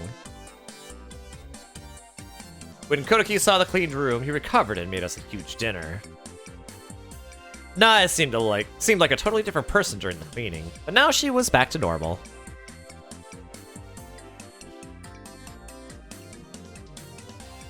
She was holding a cup filled with orange juice in both hands and happily talking to Kaede. So you can play the piano, Big Sis Kaede? Wow! It's not that special. I'm more interested in music history. I can only play a few things. No, that's amazing! Kaede's modesty was only setting Naya off even more. Kaede, wanna play a song for Mr. Naya? There's a piano right over there. A small upright piano was in the corner of the living room. It was perfect. I want to hear the piano! I'm not good enough to play for anyone. I can't play, so I know the piano would be really happy if you used it. Of course, I keep it tuned at all times.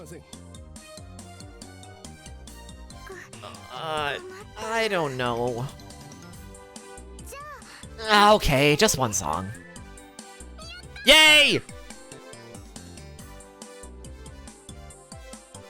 Kaede sat in front of the piano and lifted the cover over the keys. Well, what should I play? She seemed happy as she stared at the keys and thought. Maybe you know this one, Nai. Dun da da da da da da da da da da da da da da da.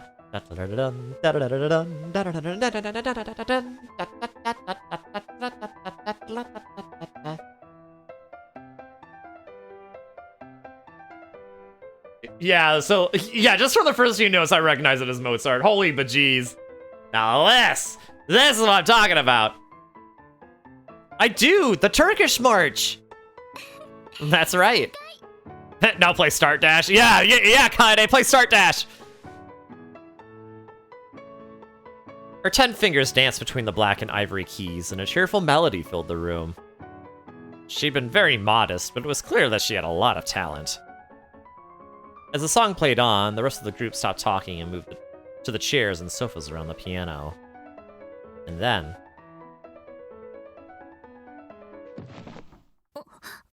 Oh? Having an effect on Maho.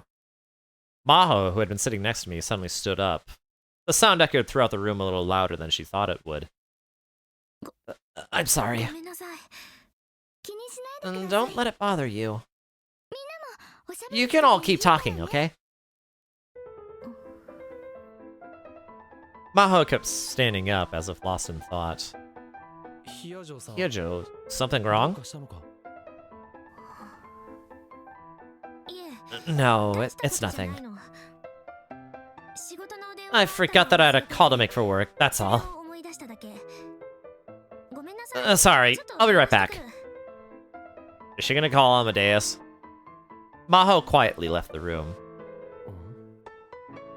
It felt like something was strange. I thought for a moment, and then suddenly looked where she'd been sitting.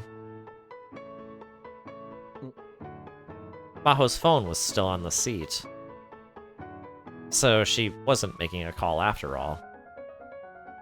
I was a little worried, so I took her phone and left the living room. The door to the guest room was open. I peeked inside and saw that Maho was standing in the middle of the room with the lights off.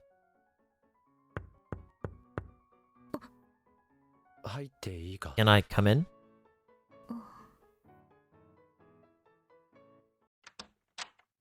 She didn't tell me no, so I went inside and put the phone on the desk.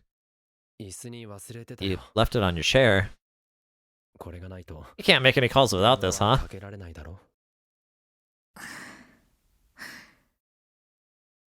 Thanks. I didn't realize I'd forgotten it. You were really upset, huh? Upset? I mean, if you want to talk about it, we can. Yeah. It's not that big a deal, but maybe telling somebody would make me feel better. You know the title of that song she was playing? The Turkish March, right? Yeah. It's Mozart. More precisely, K331, Mozart's Piano Sonata number 11, third movement. Sonata number 11 has 3 movements, and the third, the Turkish March, is very famous.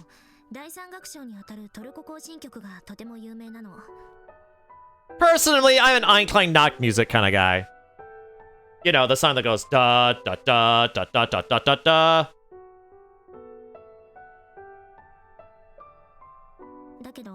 But I actually like the melody from the first movement more. But no, I do love the Turkish March though. It's very good.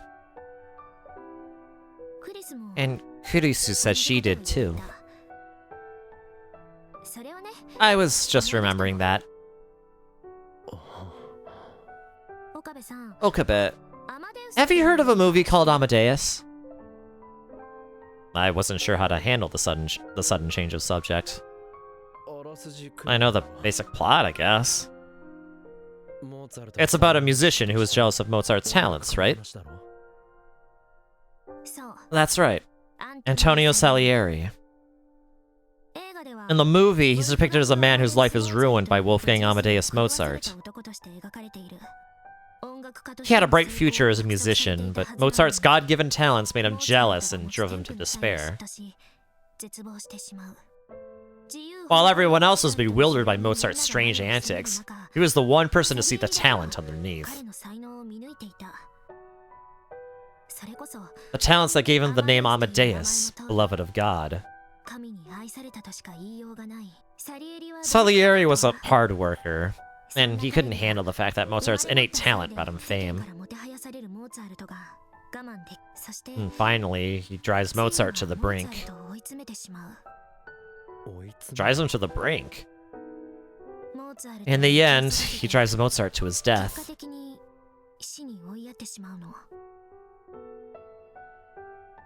But didn't Mozart succumb to illness? This is just in the movie, right? I don't really know the details. But I have heard there were some strange circumstances surrounding Mozart's death, and that he could have been poisoned. I guess I just thought it was illness. There's a theory that Salieri may have poisoned him. A month after Kurisu died, the school networks got a big update. Maho had jumped to another subject again. And so we all had to pick the new usernames. So we all had to pick new usernames. I picked Salieri without really thinking about it. I wanted to go with the name of the AI, Amadeus. I knew that. I'd seen her log in once in Wako City's offices. But maybe there was more to it than that. More to it? What do you mean? Maybe I named myself Salieri not because of Amadeus, but because of Kurisu.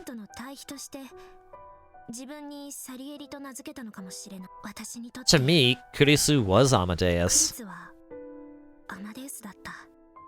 In other words, Maho recognized Kurisu's talent more than anyone, and at the same time, she was more jealous of her than anyone else in the world. Just like Salieri. Hyajo. I didn't know what to say. I could see Maho's shoulders shaking a little. And then...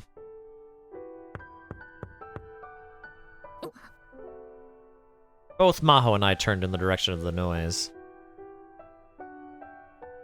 Moeka was standing outside the door, looking troubled. I'm sorry. It's fine. Don't worry about it. What's up? We need to get Tenoji back home.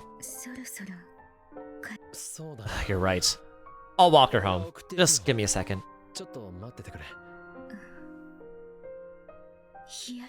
Hyajo, you okay? Oh. You look like you're in pain.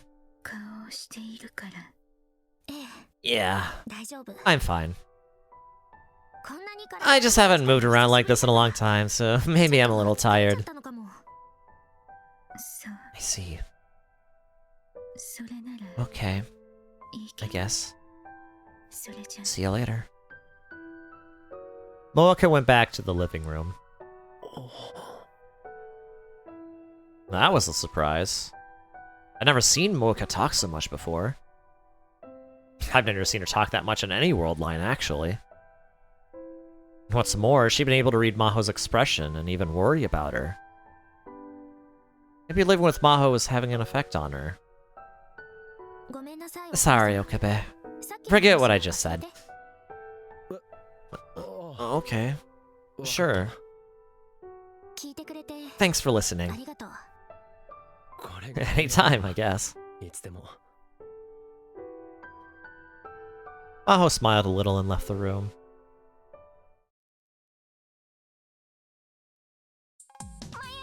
Lexus Mayuri! Let's go there next! Okay, let's go! Ready, start! Dash.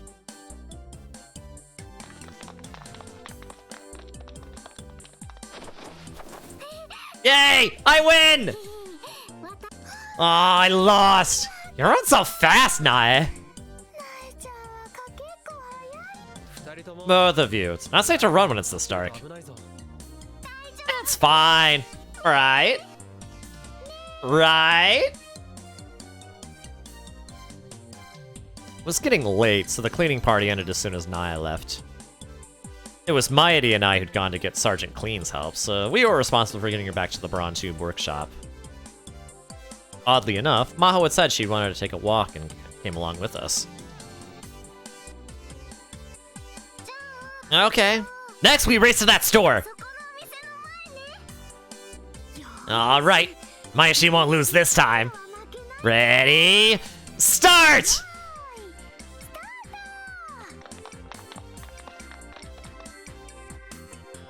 Sheesh.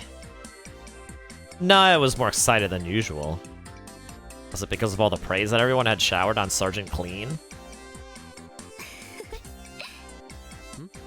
What is it? No, I've just never seen you make that face is all. What face? I don't know. Like, you're not nervous. Like, you're relaxed. You always seemed like you were really tense ever since we first met. Maybe. I never really realized it. At this time of night, most shops off the main road in Akihabara were starting to close, and there was no one around at all. The only ones walking down the alley at this hour were us four. I looked up, and I could just barely see the stars past the clear winter sky. Hey, Hyojo. There's something I need to tell you. About Kurisu. Kurisu was...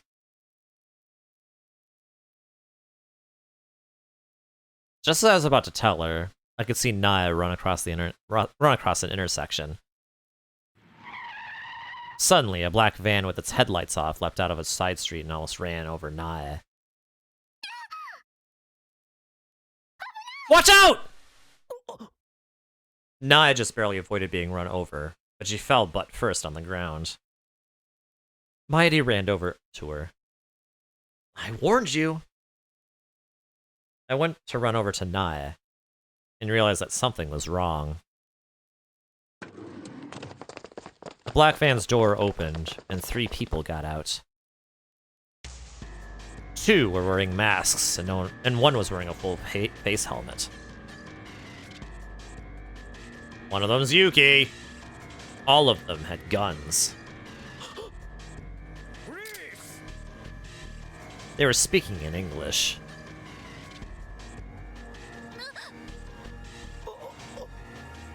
The time and place were different. But this was the same thing I'd seen before. Why? The flashback froze me in place. The people with guns ignored Mighty and Nai. They came straight for me and Maho. I decided that they had to be after either one of us. Run! I forced myself out of the flashback and grabbed Maho's arm, trying to force her to run. But... just run! I pushed her hard.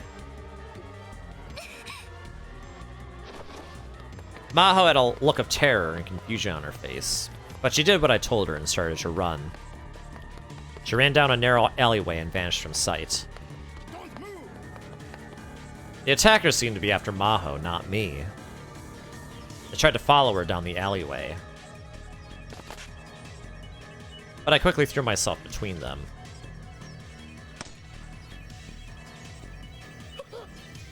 I heard gunshots echo in the dark alleyway, and Mighty and Naya screamed.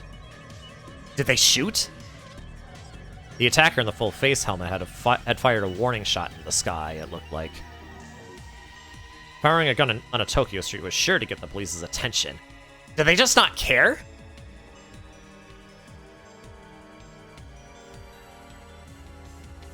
I looked closer and realized that in addition to their black helmet, they were wearing a black motorcycle suit.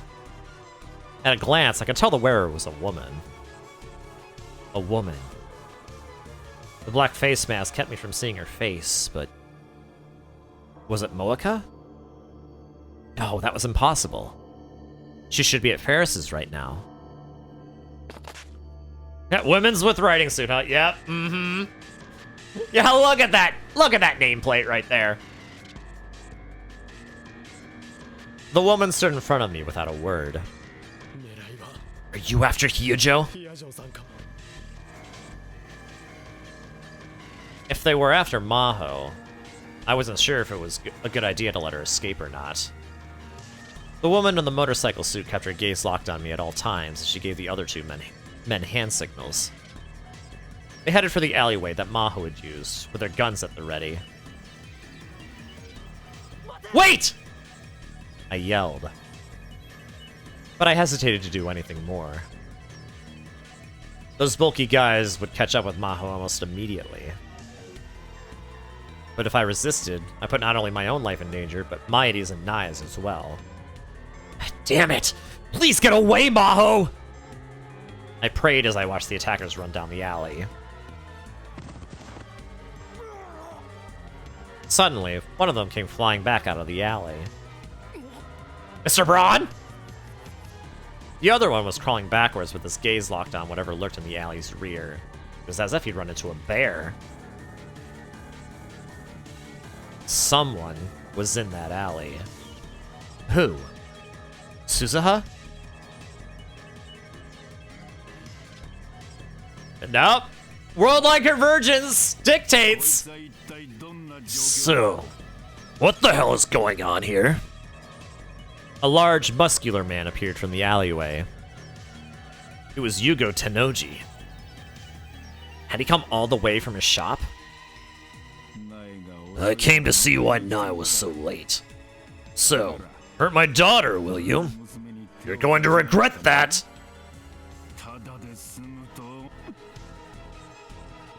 Pull back! I could hear the woman in the motorcycle suit shout from within her helmet. She must have been using a radio. It was the order to retreat. She'd made a fast call. She probably was a professional. The van started to pull away with its door still open. The driver must have still been inside. Mighty and Nai were both still sitting on the ground, but evidently they were okay. The woman in the motorcycle suit turned around and tried to escape using another alleyway. Wait! I chased after her, but she suddenly spun and hit me with the stock of her gun. It was so sudden I didn't have a chance to dodge, so I took the blow right on my jaw. Boo! You stink! No, Orville stinks! Hi, Yubi. How you doing? I fell to the ground. I couldn't move. Oh, Karin! I just hope Maho made it away okay.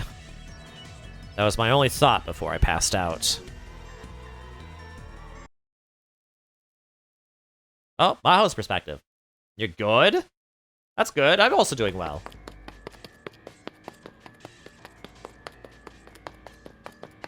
Maho just kept running. She had no idea what was going on, but from the way Okabe had been acting and the gunshots she'd heard, something really bad was going on. She prayed for Okabe and Mighty's safety as she ran toward Ferris's condo.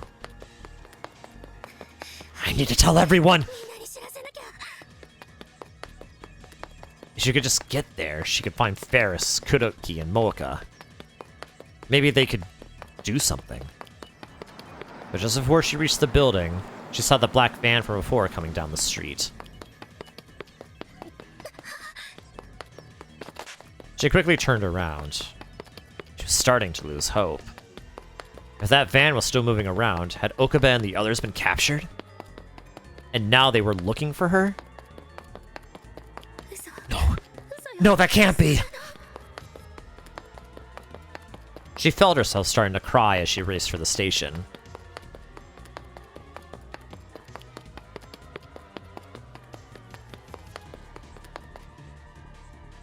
But she didn't know what to do once she got to the station. She needed to find the police, but she didn't know where the police station or the police boxes were. Could she ask one of the people around or the station staff for help?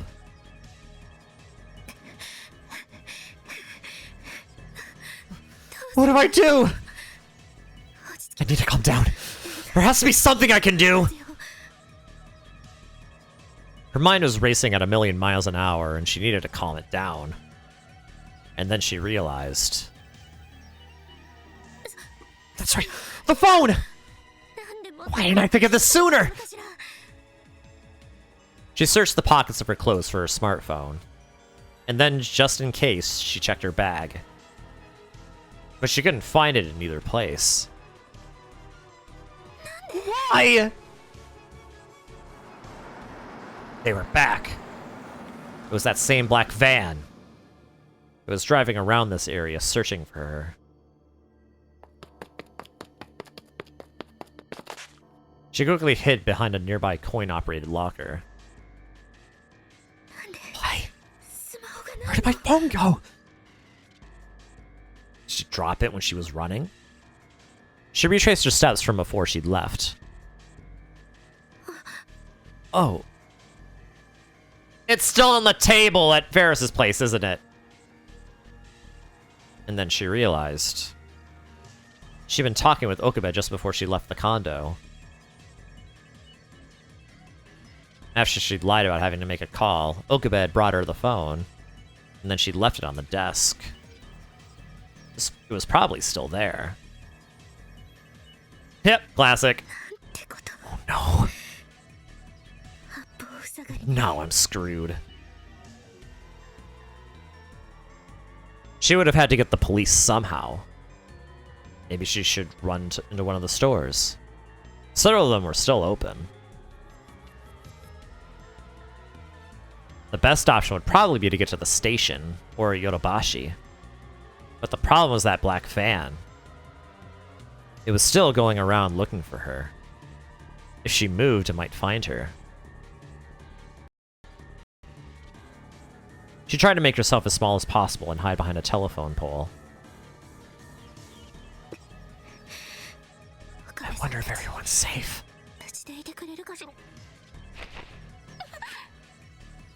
Suddenly, a hand reached out from behind her and across her mouth. Someone had grabbed her from behind.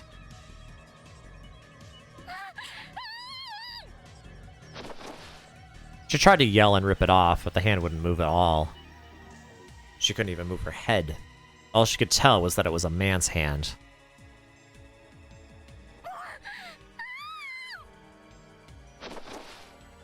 Maho was starting to get ticked off at how ridiculous all this was. So she summoned every ounce of strength she could muster and slammed her elbow into the man behind her. Take this! Oops! She heard a small scream and she was finally released. But she thought she knew that scream. Professor! Shh!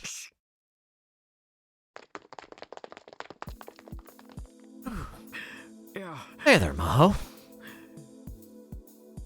It was Dr. Leskinen. He was holding a solar plexus as if in great pain, but he smiled at her. So you know self-defense. I'm impressed. What are you doing here? Probably the same as you. I was enjoying dinner with Mr. Izaki until a moment ago. We decided to end the night by going to a maid bar when we were attacked by armed men. Me too! I thought so. We can assume that these are the same people behind the gas leak at our office. We're behind the gas leak at our office and the raid on your hotel. They might be after Amadeus and the control keys I've got. I see. What do we do now?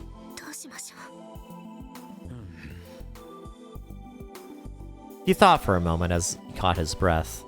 Evidently, the pain from Maho's elbow was receding. Can you access Amadeus right now? No, I didn't bring my phone.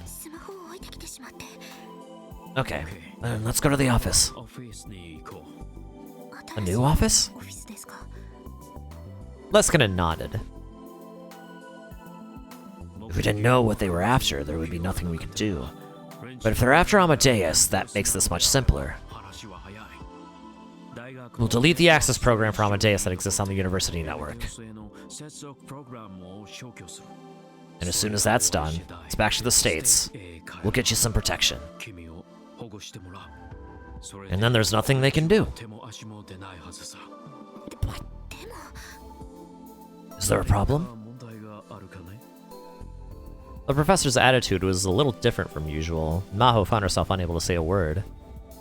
His plan was the best that she could think of. They would delete the only way to access Amadeus from within Japan, and then get Maho and her control keys to safety. The only reason she was hesitating was simple sentimentality. She hadn't been here long, but she enjoyed spending time with Okabe and Moeka. She didn't want to leave without saying goodbye, but she couldn't help it. Alright. Let's go. There was no one in the Tokyo Denki University office. She'd worried that her attackers might be waiting for her, but evidently she'd been worried over nothing.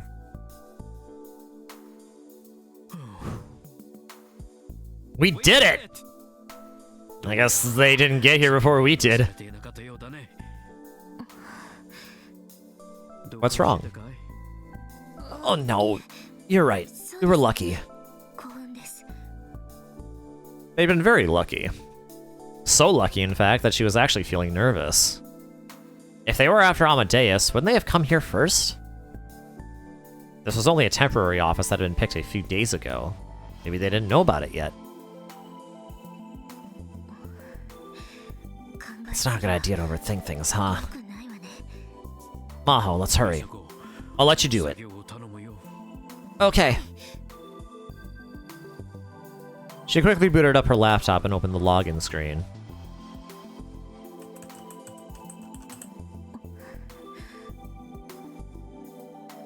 Once again, her mind was drawn to the account name on the screen. Salieri. Maho? The professor noticed her hands had stopped and urged her on. If it's difficult, do you want me to do it? He must have thought she was still upset over the attack. But she shook her head and got to work. Sorry, I was just thinking. For the past few days, I would think about Kurisu and I. As she typed at the keys, she explained things to Dr. Leskinen. When I saw my username, I remembered that. To me, she was Amadeus. Kurisu was Mozart? I see. So in other words, you were her Salieri. Yes. That reminds me. Kurisu once said the exact same thing. What? Kurisu did? When? One day when I heard that Amadeus meant beloved of God, I said this to Kurisu. You really are Amadeus. And then she smiled and said this to me.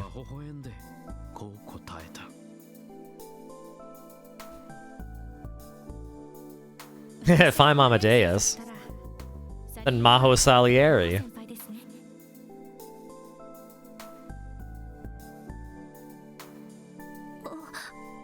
Kurisu said that? That's right. Kurisu. Maho's mind went blank. Kurisu had said that? What did she mean? Maho? Are you okay? You look pale. No, I'm fine. I'll keep working. Maho felt a tempest raging within her mind. But for now, she needed to focus on the work in front of her. She could focus later. I've logged in. You ready? Maho didn't look up from the screen. Yeah. Dr. Leskinen didn't hesitate at all. We're not deleting the real Amadeus. Let's finish this up. Yeah. I'm temporarily deleting the access program for Amadeus' systems. There's no need for that. Uh-oh. Is that Reyes? Is that Judy Reyes? She heard a voice from the entrance to the room, and then a bang.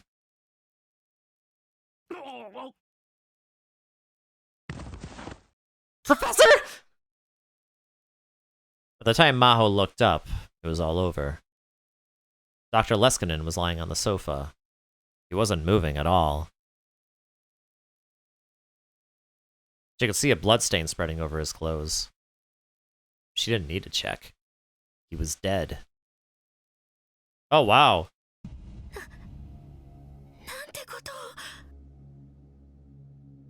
The world lines! The world line must have significantly shifted! Because world line convergence.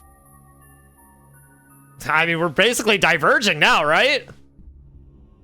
Presumably, Dr. Leskinen shouldn't be dead, right? What did you do? Don't move. Yep, I thought so. I recognize her voice. Dr. Reyes? It's been a while, Maho. What? How? It would be a long story, and it's not one I'm interested in telling. If you knew everything, I'd have to kill you. Dr. Reyes pointed the gun at Maho and smiled. You know what I mean, right? It's the way to avoid you killing me, doesn't it? Hmm? I love smart little girls. The system finally booted and Kurisu appeared on the screen.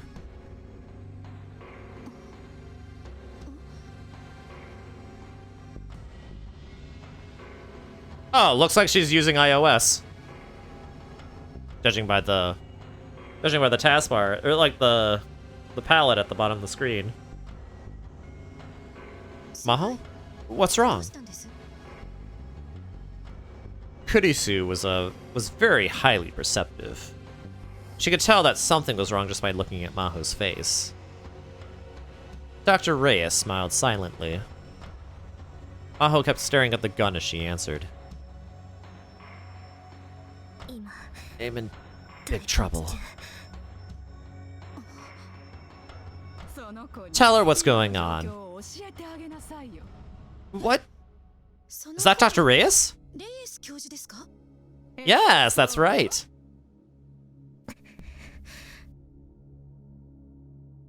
Maho spun the laptop around on the table so that Kurisu could see the entrance. Dr. Reyes! That gun!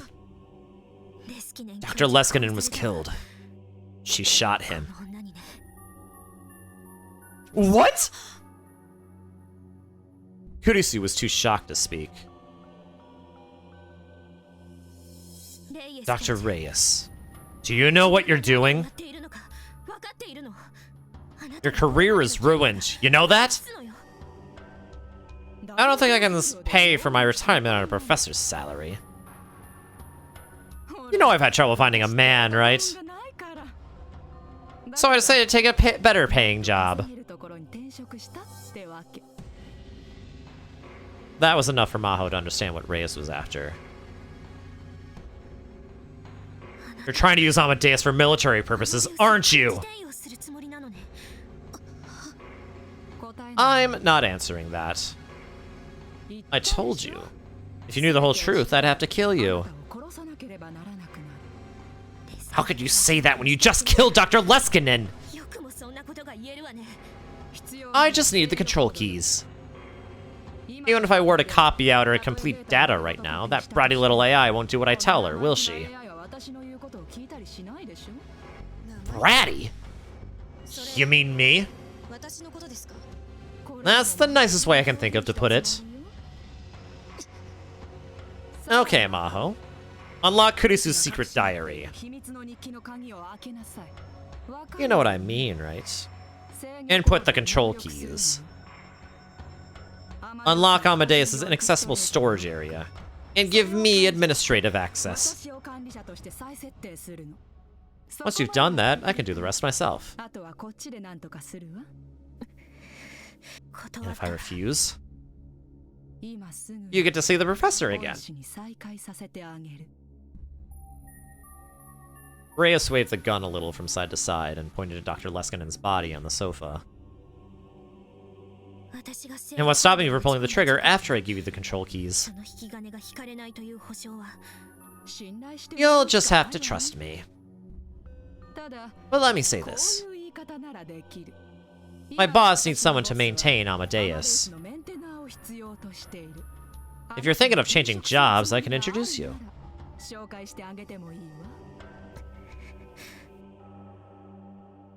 Maho glanced back at the laptop. Kurisu was staring at her, worried. Maho. Now hurry up. Maho! Alright. Maho! Kurisu. I'm sorry.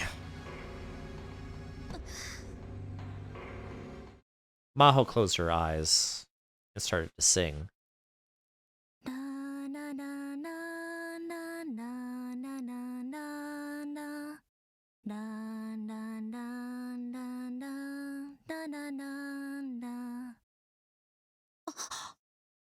Woof! So the control keys for Amadeus is a Mozart melody, huh? Classy. Monitoring. Now I'm banning you.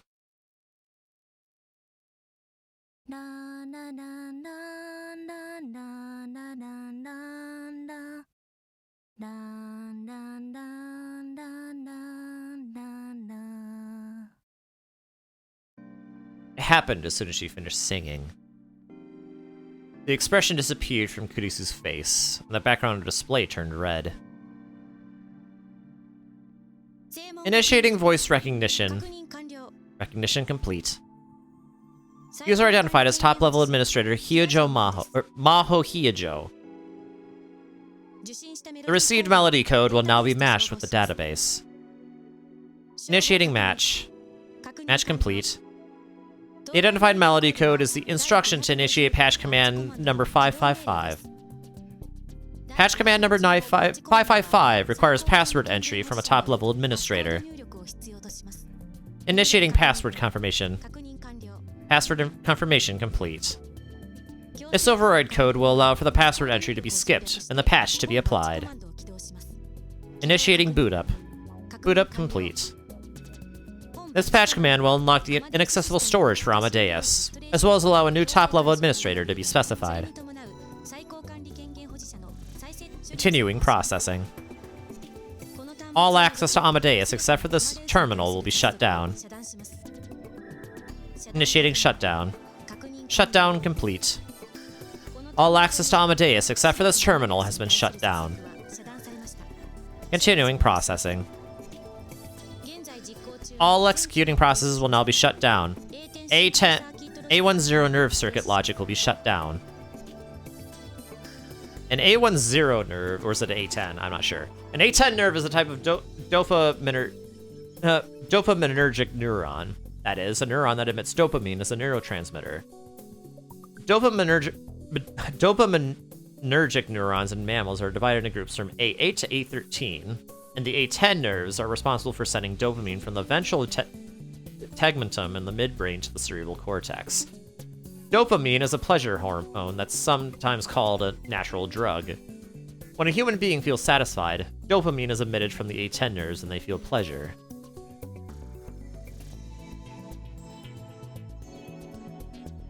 Initiating shutdown. Shutdown complete. Prefrontal cortex simulation component will be shut down. Initiating shutdown. Shutdown complete. Hippocampal gyrus neural net subsystem will be shut down. Initiating shutdown. Shutdown complete. Pseudo-optic nerve circuit systems 1 and 2 will be shut down. I'll be quiet, Orville! Don't make me 86 you! Initiating shutdown. Shutdown complete. Pseudo-oral nerve circuit system will be shut down. Kurisu read the messages in an emotionless voice at the same time as they flash across the console. Initiating check. Check complete. Amadeus' core framework is ready to be restarted. Continuing processing. Next, please verify the new top-level administrator. Awaiting entry.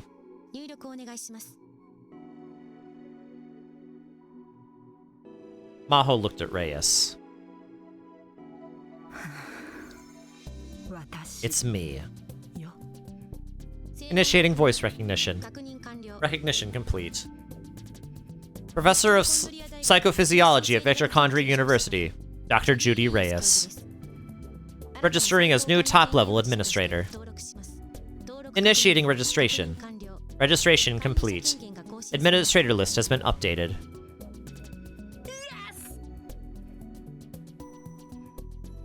The Amadeus system must be updated to allow access to the inaccessible area. Warning. All access will be automatically shut down until the update is complete. Warning. This update may not be cancelled. No, you stink, Orville! Warning. It will take approximately 15 minutes for the update to complete. Warning. When the update is complete, the system will automatically reboot. Warnings complete. Continuing processing. All confirmations complete. Continuing processing. All preparations complete for updating the Amadeus system. Awaiting final confirmation from top-level administrator.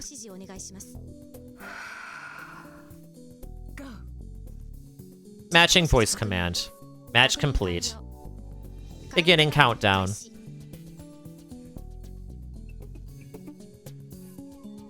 Kurisu disappeared from the screen and was replaced with a timer reading 15 minutes.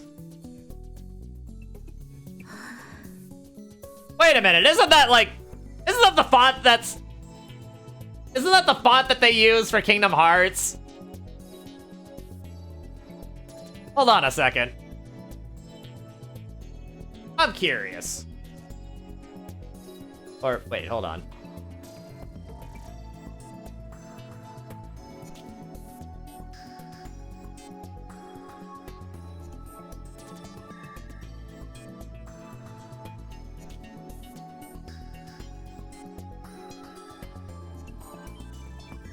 What the?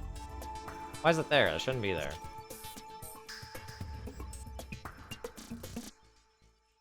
You know what that means? Slaps Orville. You're right, I am slapping Orville. Let's see here.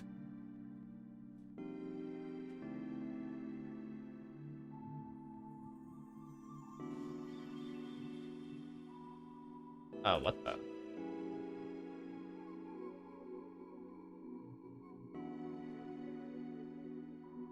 Oh, look at that. It is basically the same font. Ha! That's funny.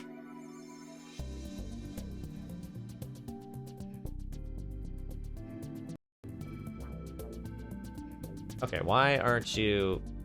Move back, bro.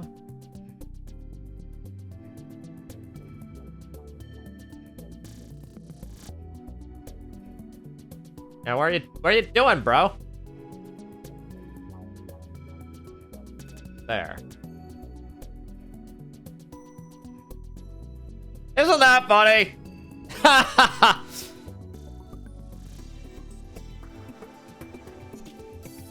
Maho sighed and sank into the sofa. Good work. She felt something cold and hard at her temple. She didn't need to look to see what it was. Reyes was pointing a gun at her. Take your hands off the keyboard and put them above your head. You tricked me, didn't you? Don't be like that. Come on, hands above your head. Maho slowly raised her hands above her head as she was told. Yes, that's right. I'll keep my promise and introduce you to my boss. I'll tell them I've got the perfect girl to be Amadeus' maintainer. And then you know what they'll say? Come on, Judy. It doesn't matter how good she is. Dead girls can't write code. You. Do you have no conscience at all? I don't want to hear that from a girl who tried to hand over Amadeus to save her own worthless life. Or no, not tried. You already did, didn't you? Once the reboot is complete, Amadeus is mine. Kurisu will be my slave. Maho. You can look down from heaven and watch as she happily licks my boots.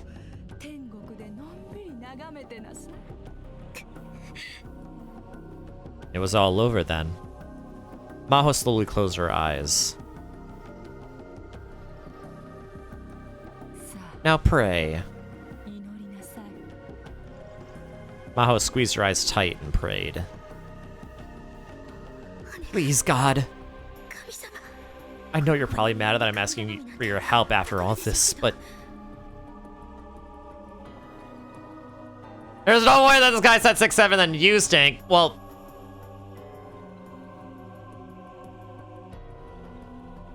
By this guy, are you talking about Orville or me?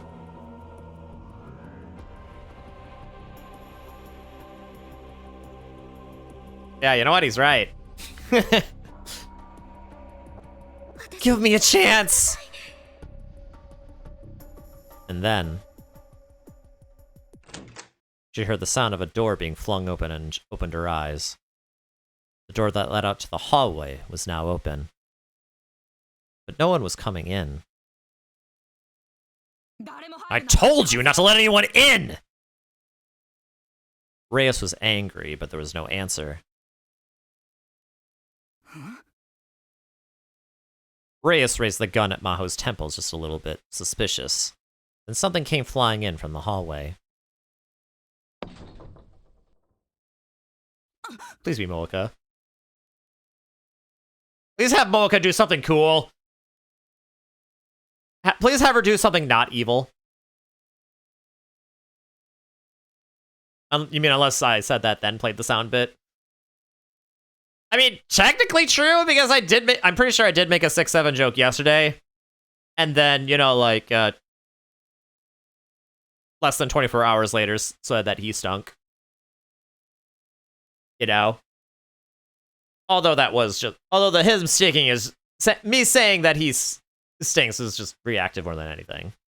But, I mean, regardless, technically it's, you know, both of those aren't wrong. She took a step back without thinking, but there's no sign of it exploding. What is this? It was large, dark green, and shaped like a tank for carrying liquids. Maho thought she'd seen it before. It had been in the corner of that lab. Anti-tank mine? I know, it's just a replica. But why? What? The next instant, white fog poured out of it, and she couldn't see anything. What the heck? What's going on? Someone appeared right in front of Maho. It is Moeka! Oh my god, she is doing something cool! This way! Kiryu? Let's go! Moeka's doing something not evil! Let's go! You love to see it! Moeka dragged Maho through the fog and out of the room. When she was finally able to see again, she could hardly believe her eyes. Those men! There were men with guns lying on the floor. Were they with Reyes? Shika took a closer look and realized that their outfits were similar to those of the men in the van. It's okay. I just stunned them. What are you? There's no time to explain. For now, we just need to get out of here. This way. The elevator's been shut down. We'll take the stairs. Wait! Maho ran after Moeka. What are you doing here? Okabe told me. Is he okay? As they ran down the hallway, Moeka turned around and nodded slightly. Amadeus got in touch with me via Okabe. She told me that you were here. Kurisu told you?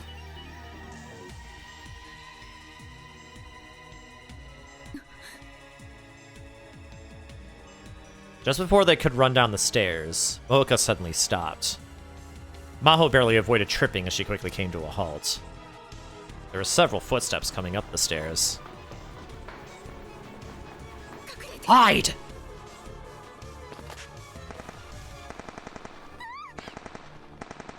Deafening noise erupted as the wall above the stairs was filled Machi, with just holes. remember that all bubble-blowing babies will be beaten senseless by every able-bodied patron in the bar. Bar.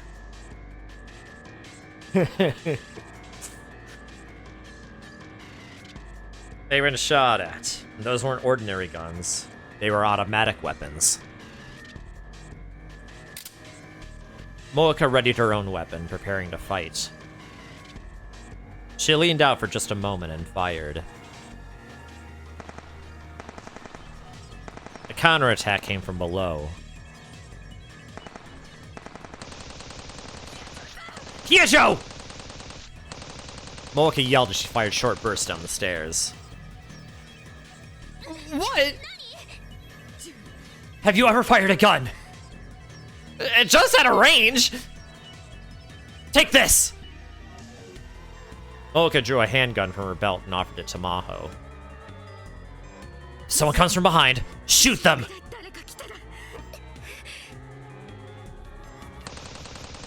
Moeka pressed the gun into Maho's hands and kept firing.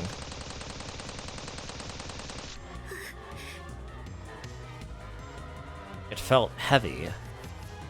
It was a cult government model. She'd fired it many times at the range. A single-action semi-automatic pistol created by the American weapons manufacturing company Colt. It gets its name from the so-called government model civilian version of the US military's former official handgun, the M1911. It was first adopted by the US military in 1911, hence the name, and over the past century has seen countless variations. It is the weapon of choice for shooters all over the world. She held the grip with her right hand and flipped off the safety with her left. And then she tried to pull back the slide, and realized that her hands were shaking.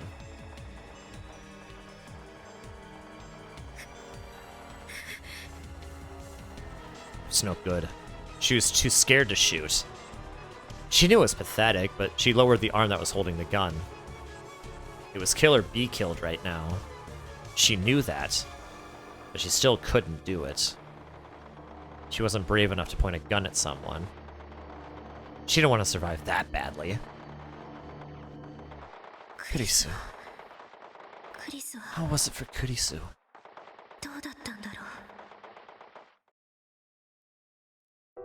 When she was facing death, did she still try to survive? Did she do whatever she could think of to cling to life? Mao was sure that she did. The Kurisu Makise that she knew wouldn't have given up until the very end. But then, why wasn't she still alive? It was something Maho had never thought about. And if Kurisu couldn't avoid death, how could she? Guess I really am Salieri. She didn't mean for Moeka to hear her. All I could ever do was be jealous of Amadeus. She just wanted to put on a brave face at the very end. I tried everything I could to keep up with her. At the very least, when Dr. Reyes found her cold body, she could greet her with a smile. But I couldn't! You can't beat someone who's beloved by God! The gunfire stopped suddenly. Moeka was hiding and swapping out a cartridge. She glanced over at her. No. Salieri wasn't jealous. It's possible for someone with talent to respect someone with even greater talent.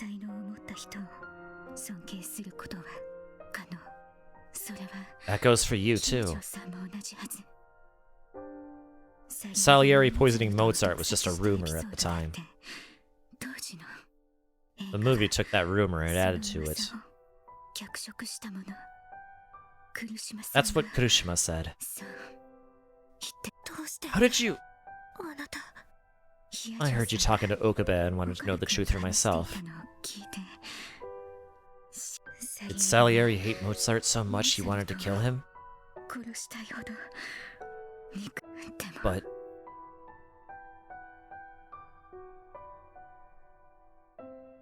I don't think Salieri was jealous of Mozart at all.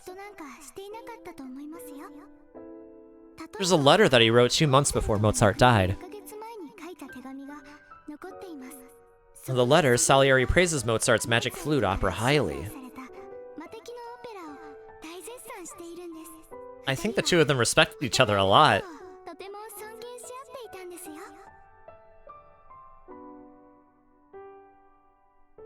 Mozart Respected Salieri? 尊敬 Did クリスは Kurisu know that, I wonder? それを知っていたのかしらクリス Then が when she said I was Salieri, 私のことをサリエリだって言ったの there's no way to know what she meant now. So it was up to Maho to decide what it meant. クリス Kurisu. Kurisu! Maho. キリュウさん When I'm in an unfunny competition, this is the opposition.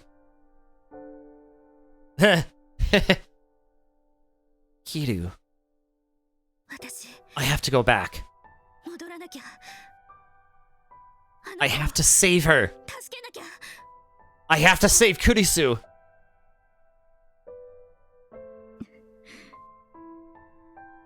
Moeka nodded and threw down her gun. It took something that looked like a green soda can off her belt. Stun grenade. Close your eyes and ears. 閉じていて What? Moeka threw it down the stairs before Maho could respond. She quickly covered her eyes and ears, and then she heard the boom.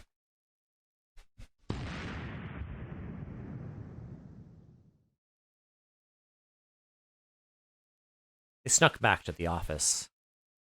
Maho and Moeka quickly looked inside the open door.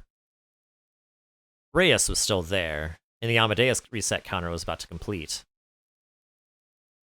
We need to stop her. Wait. Maho stopped Moeka before she could go in. She knew what was about to happen. Reboot complete. Rebooting Amadeus system. Do you know who I am, Kurisu? Reyes began to talk to Kurisu. Her face was completely expressionless. Matching voice. Voice identified as Judy Reyes, professor of psychophysiology at Victor Condrey University. Can you tell me my access rights? Dr. Reyes is the top-level administrator of the Amadeus system. Dr. Reyes has full and complete access to all Amadeus-related information. Let's start by making a backup of your inaccessible storage areas. Please designate the safe folder. Reyes took out a USB memory stick and put it into the laptop. Save it to the USB I just plugged in. Initiating file copy. Please wait 42 seconds. Reyes' face was flushed with excitement. Moeka looked at her, eager to rush in, but Maho still shook her head. File copy complete. Reyes hurriedly moved to take out the US memory stick. I mean, I hope you're ejecting it first. But... Did you really think I was going to say that? Suddenly, Kurisu's mechanical, emotionless voice suddenly regained its humanity. And she was clearly pissed off. What? A Mozart melody was the control key? How dumb do you have to be to believe that? How was Maho supposed to do updates to the lab then? Nat 20 deception roll? Heck yeah, Pika! The professor would record it and play it at every party. What? Mocha's eyes were wide with surprise as well. She has -4 insight! -4 to insight, holy cow. Yeah, you're so right. Maho grinned at her. She'd known this the whole time. You're kidding me! Nope!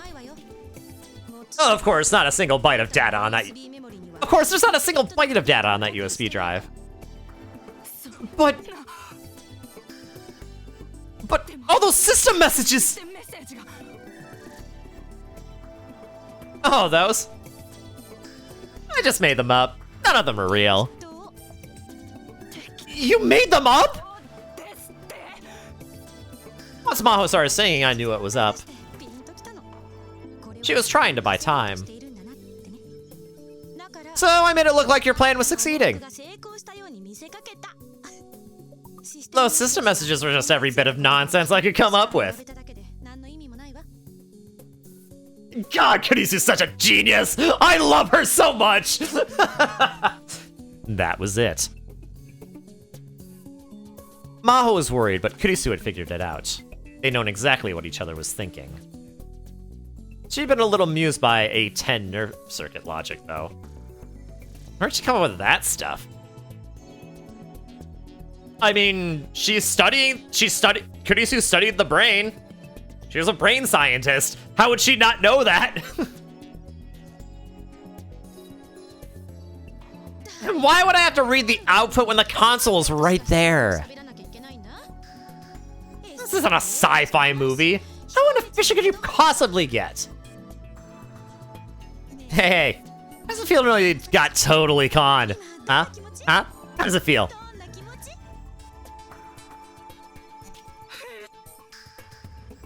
Reyes grabbed the gun off the table and leveled it at the screen in anger. You goddamn AI! It was time. Bro, the fact that she just kept continuing the process after all those warnings without any confirmation was a dead giveaway.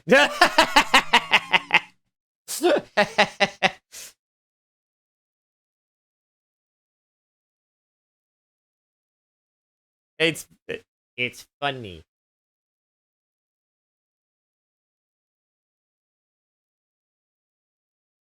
It's still hilarious. Oh wait, hold on. Why do I still have that source there?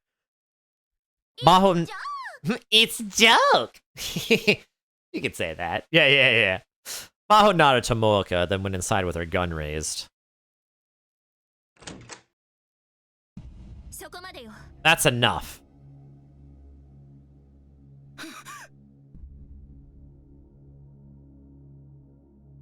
Now, to be honest, they tricked me too, though, but kind of in a meta sense.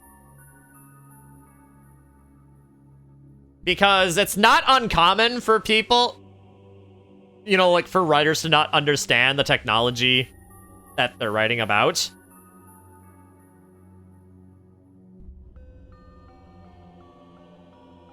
And there was one instance of that in the original Steins Gate, which made me go, yeah, that's not how that actually works. So I just thought that maybe it was just Hollywood hacking in a sense.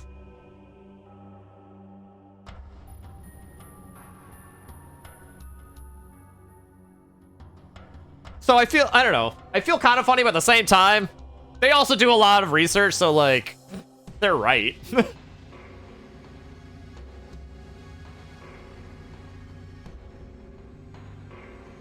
Like, it's very clever. I was wrong genre savvy there, basically, so I got tricked. As Reyes turned around in surprise, Maho leveled the gun at her. Mooka had her gun drawn too, which made it 2 to 1. Reyes, give me the gun. Maho! Didn't you hear me? Give me the gun. Then put your hands above your head. Reyes glared at her in rage, but slid the gun down to the table. Then she slowly put her hands above her head. Maho's gaze met Kurisu's for a moment.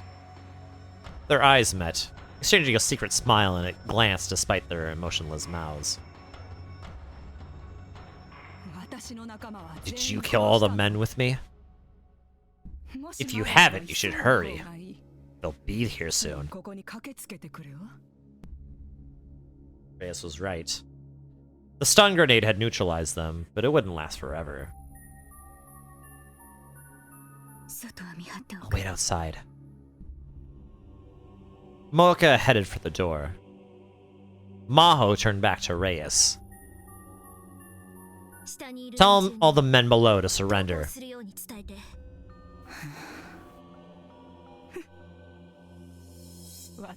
You're not planning on killing me. I killed your favorite professor right in front of you, and you're going to let me live? Well, maybe you can't help it.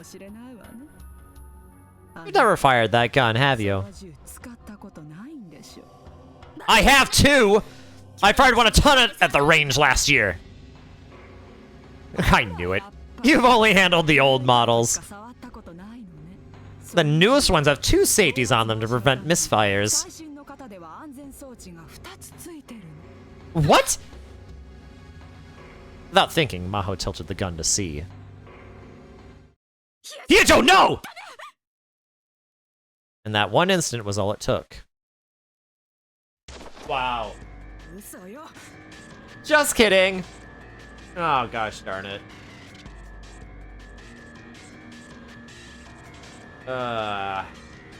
Okay, I believe you.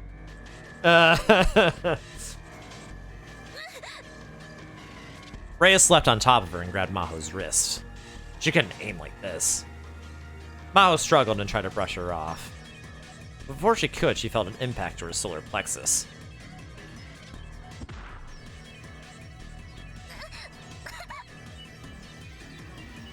Reyes' fist was buried in her chest. The pain was so bad she doubled over. And Reyes took the gun. The tables have turned! She pointed the gun at Maho and turned her bloodshot gaze to the entrance of the room. You! You're a rounder, right? Put down the weapon and come here! Moeka put her gun on the ground and came back into the room. Get on your knees and put your hands in the air! Moeka didn't resist. Good girl. Stay still until we're done talking. We have an inch and Maho's cerebral cortex is going to stop functioning. Maho blamed herself. Her own stupidity had put Moeka in danger too. Okay, Maho. This is your last chance.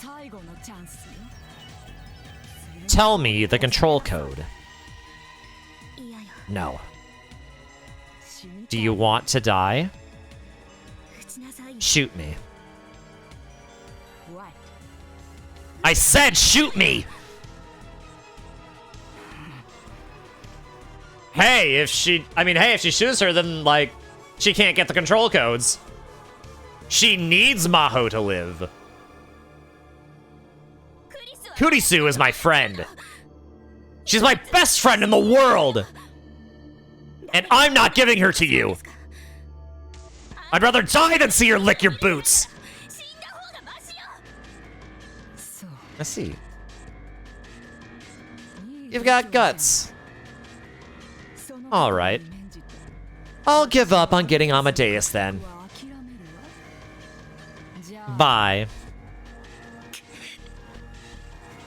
Maho gritted her teeth and prepared for death. Wait! What? If I tell you the control code, will you let Hyojo and me live? Yes, of course! I'm only after Amadeus. I have no reason to kill you. Don't let her trick you, Kiryu! She's going to kill us either way! But Moeka didn't seem to hear her. She was too busy thinking about something. What was she going to do? Maho couldn't figure it out.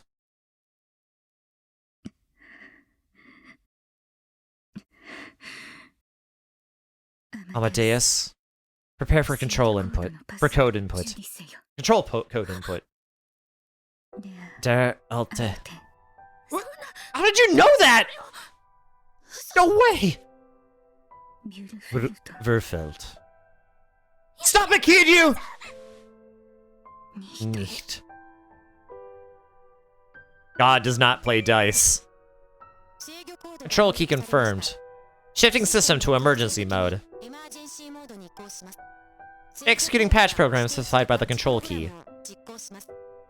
There will be no confirmations issued during processing. Please be careful when using this patch. Awaiting top-level administrator Maho Hyojo's orders to execute process. Awaiting top-level administrator Maho Hyojo's orders to execute process. Awaiting top-level administrator Maho Hyojo's orders to execute process. Awaiting top-level administrator Maho Hyojo's orders to execute process. Awaiting top-level administrator Maho Hyojo's orders to execute process. Amadeus's mechanical voice filled the room. How? Reyes's lips curled up into a grin. I guess you shouldn't underestimate the Rounder's ability to gather information. Okay, Maho. Say go. No. No. I can't. Say go, Hyojo. You need to if you want to survive. Kiryu. You can't do it. Say it! I'm getting tired of this. Let me give you a little incentive, Maho. What? Reyes turned the gun towards Moeka, and with no hesitation, she pulled the trigger.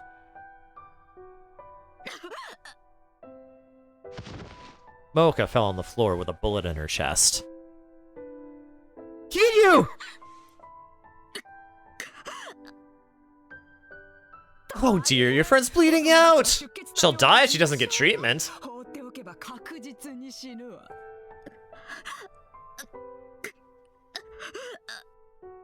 Moeka tried to say something to Maho, but all that came out of her mouth was blood.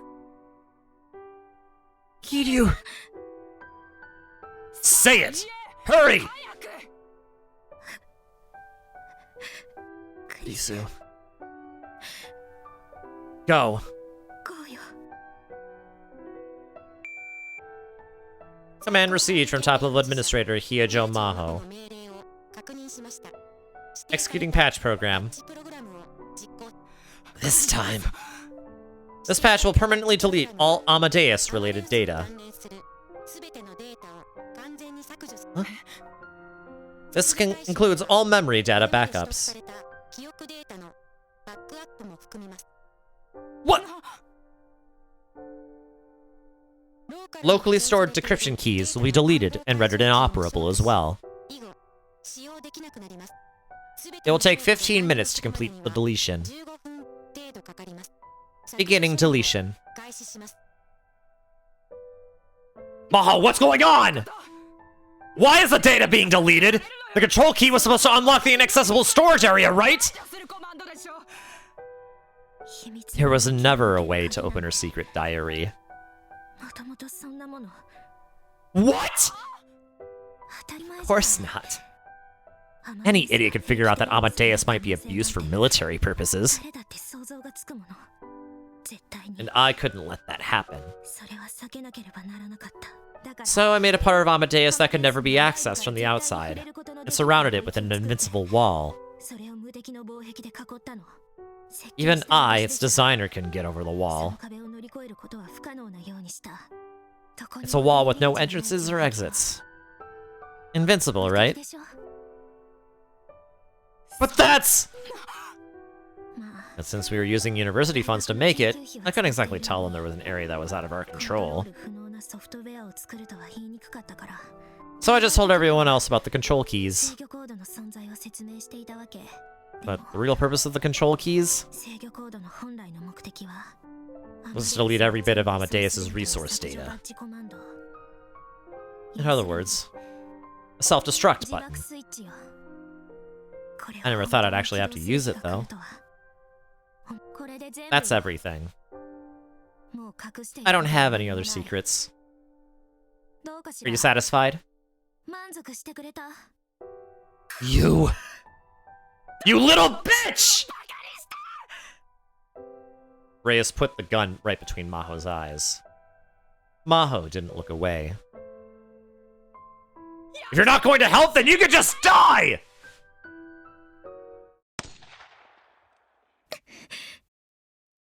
Goddamn rounder.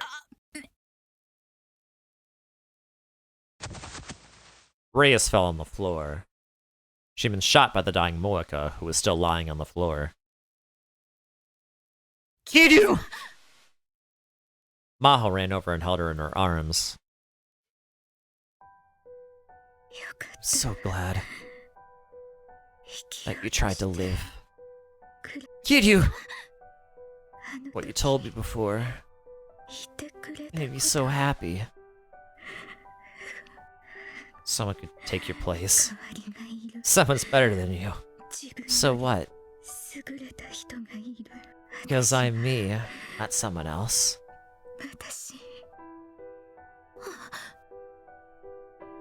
That goes for you, too. Kurisu Makase has nothing to do with it. Because you're you, not her.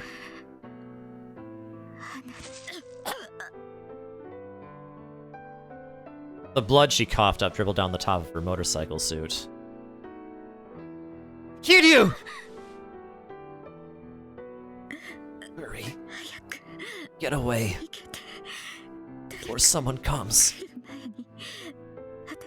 Leave me. What are you saying?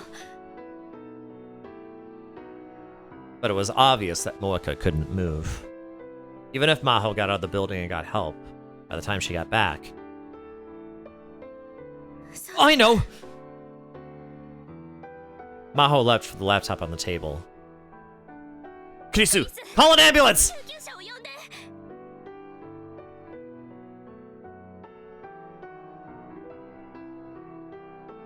But Kurisu didn't move at all. Her data was already being deleted.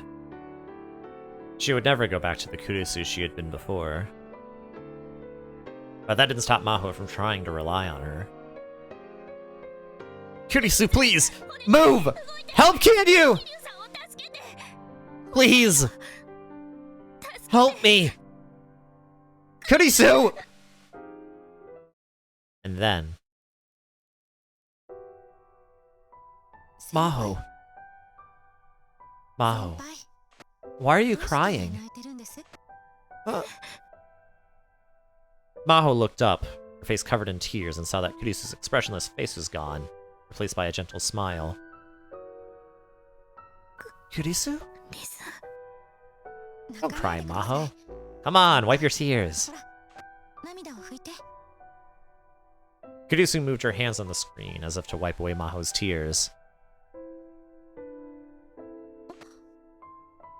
I can't touch you. I can't touch you.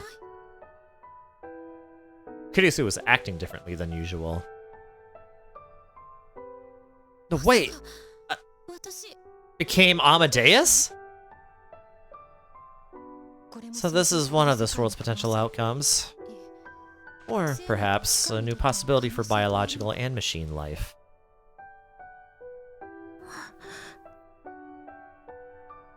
She wasn't making sense, but that was to be expected. It was a miracle that she was able to talk during the deletion process at all. I'm just glad you're not gone yet.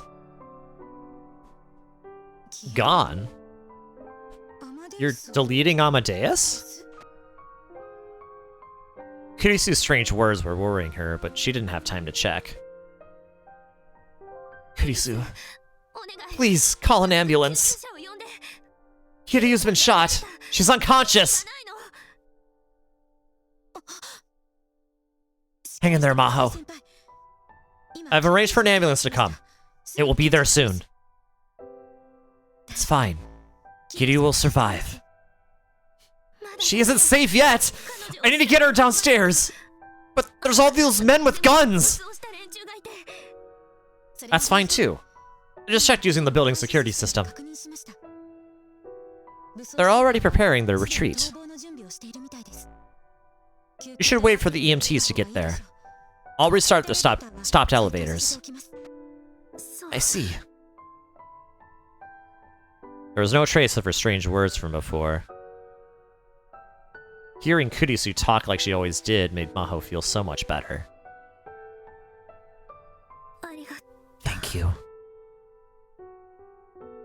Now that the danger had passed, all the tension drained from Maho's body. Too tired to stand, she fell to the floor. I just checked the log. Maho, I didn't know you were so good at singing. Piano Sonata number 11, huh? What's between you and me? That melody is the login password for my computer. I see. Maho couldn't bring herself to tell her to forget that she'd ever sung that song. It didn't matter anyway. Kurisu would be gone soon.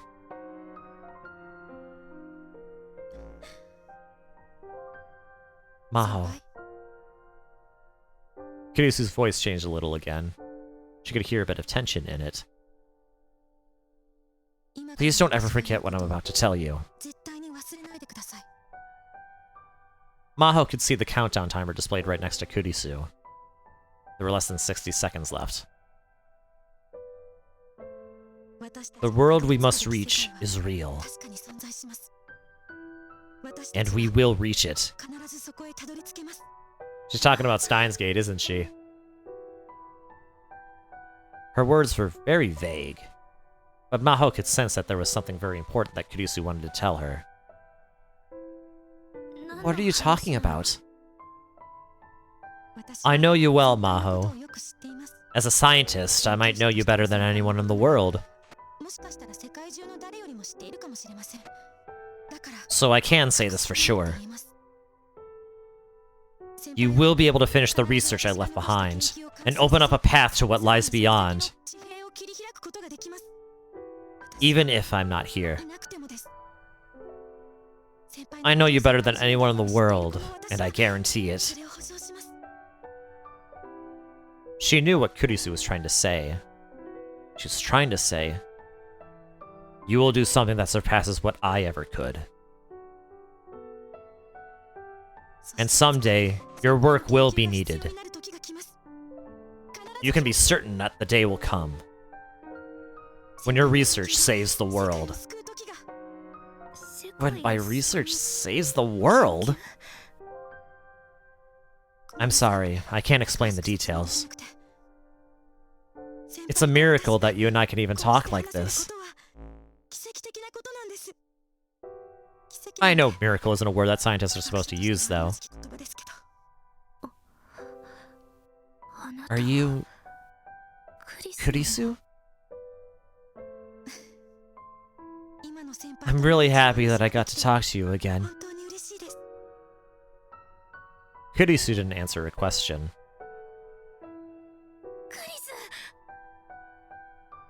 Without thinking, she tried to apologize. She didn't even know why, but she tried to apologize. In the last seconds of their final goodbye, she found herself trying to say that she was sorry.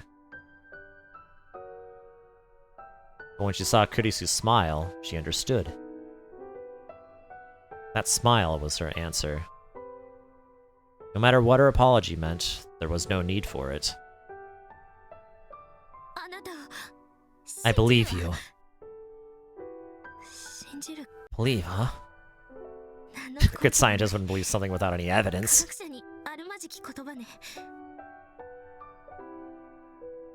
Ah, but philosophy of science dictates that you have to believe in something.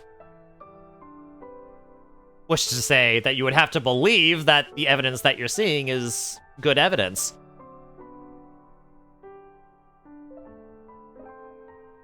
So, checkmate. That was all the strength Maho could muster. The best she could. The best she could do. If she had to say goodbye to her beloved and bratty friend, this is how she wanted it to be. It was a conversation they'd had many times back at the old lab. A real scientist has to believe there's an answer and move forward to find it. That too! That's another thing!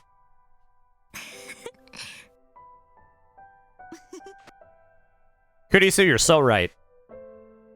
The rush of memories was, in this time and place, sorrowful.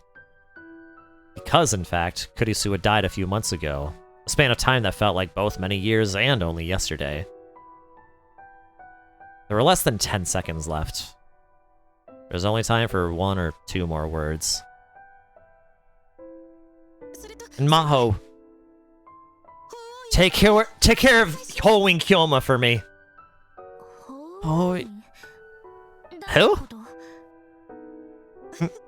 You'll understand someday. I'm sure of it. And suddenly, Kurisu disappeared from the screen and was replaced by a message saying that the deletion was complete.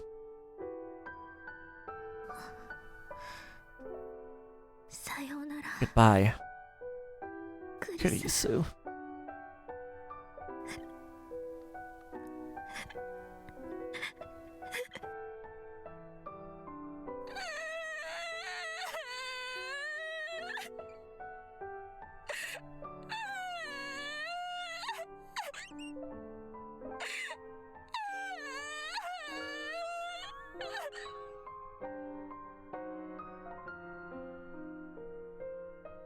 She was never going to see Kurisu or Kurisu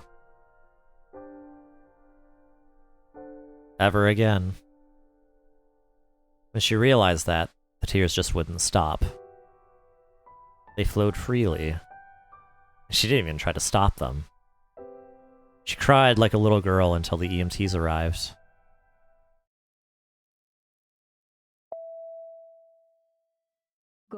Attention all passengers! We will be departing shortly. Please fasten your safety belts.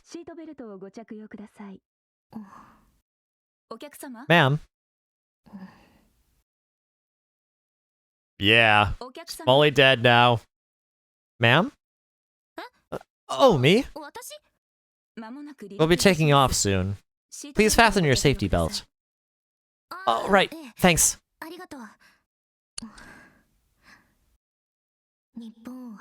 Am I sad about leaving Japan? Maybe I am. It had been almost a month since everything had happened. But that month had passed in an instant.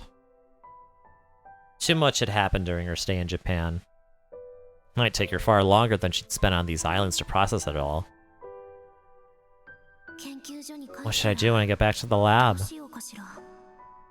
Well, I don't know what's going to happen to the research anyway.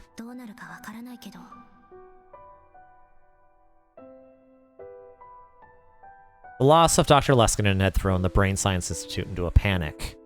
There's probably going to be a power struggle to see who would get to take over. The scandal with Dr. Reyes had thrown the psychophysiology lab into an uproar. There was talk of shutting down the whole department. Moeka had missed her vitals, so Reyes had survived. The CIA or FBI was probably investigating it right now. She didn't know much about it or care.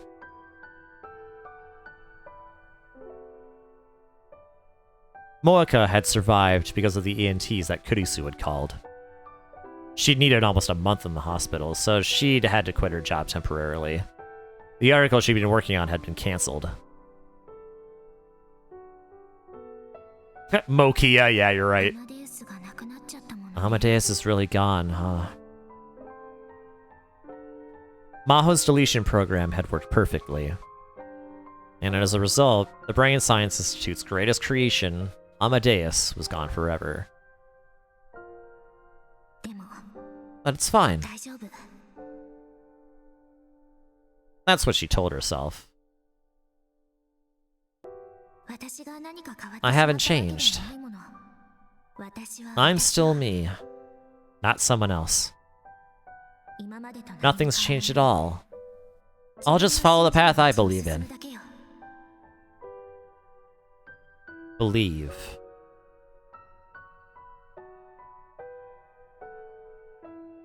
In the past month, Okabe had told her everything.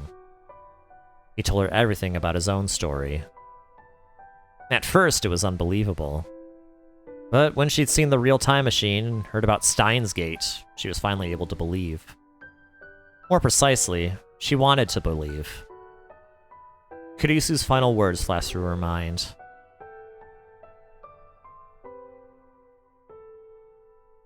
The world we must reach is real. And we will reach it.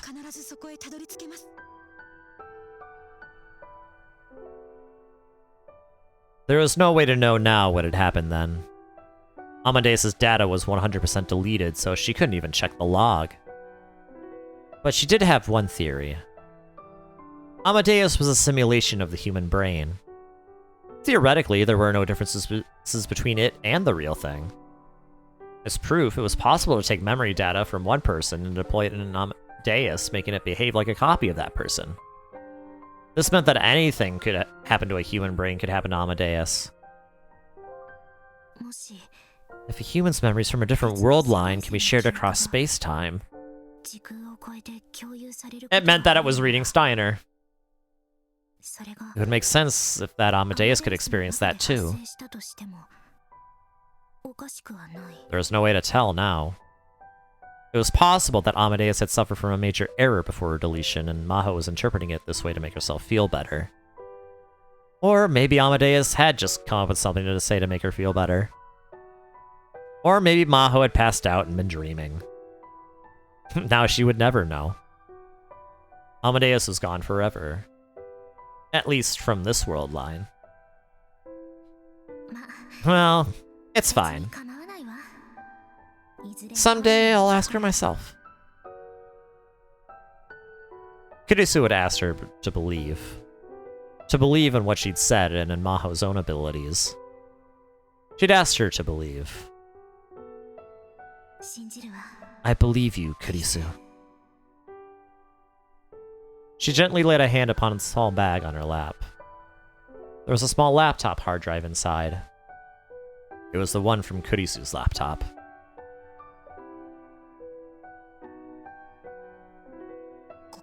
Just between you and me? That melody is the same as the login password for my computer.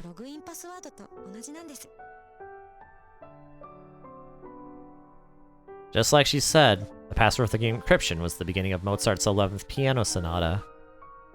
The hard drive was filled with information, from half-written papers to line after line of keywords that she hadn't even turned into ideas yet. Of course, there was the time machine paper too. She'd already given Itaru a copy. When she got back home, she was going to go over it thoroughly herself. Time machine, huh? I'm going to make it real. And I'm going to save her. My Amadeus.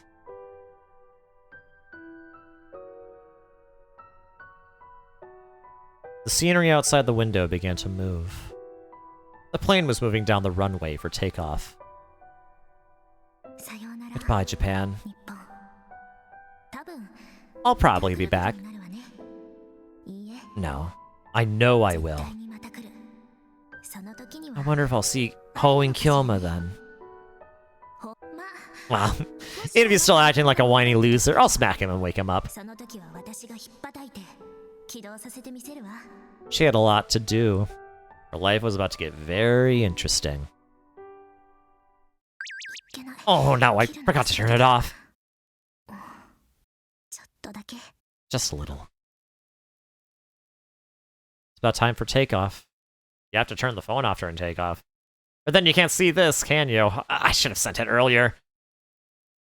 I'm sorry. It wasn't for a very long time, but I had so much fun with you.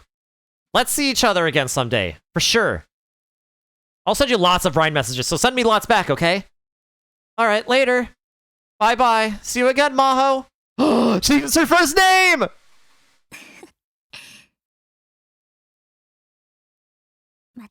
See you soon, Mocha.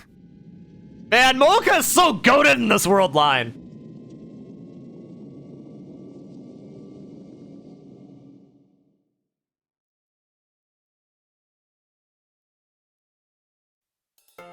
Isn't it great to see that she actually found, like, had a friendship that was not just, like, a one-sided sort of parasocial relationship? It seems like that's all she really needed!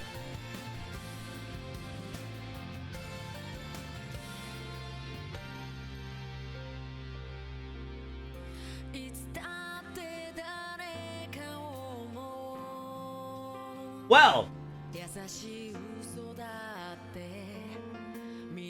let's go, Mokia!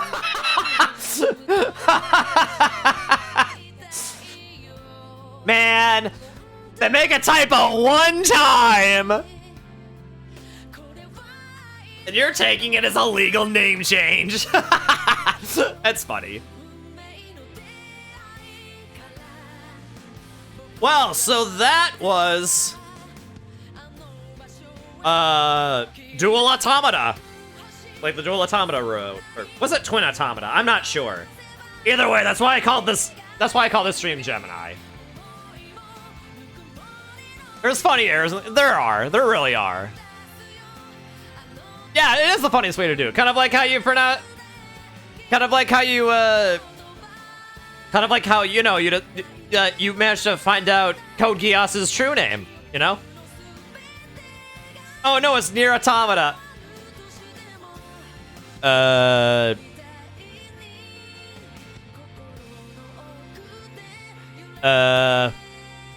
Speaking of funny errors, Automata is spelled with an A. It's spelled A-U-T-O.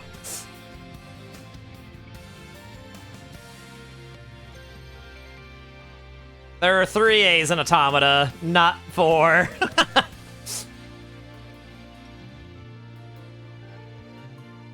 But well, I guess that's how we're spelling that word now.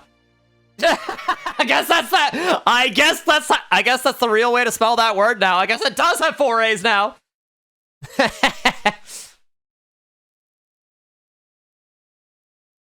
Twin Automata completed. Okay, so it is Twin Automata.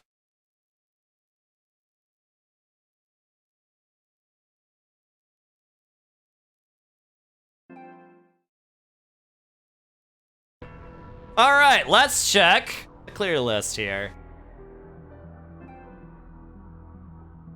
Looky here. So we got Maho's route completed.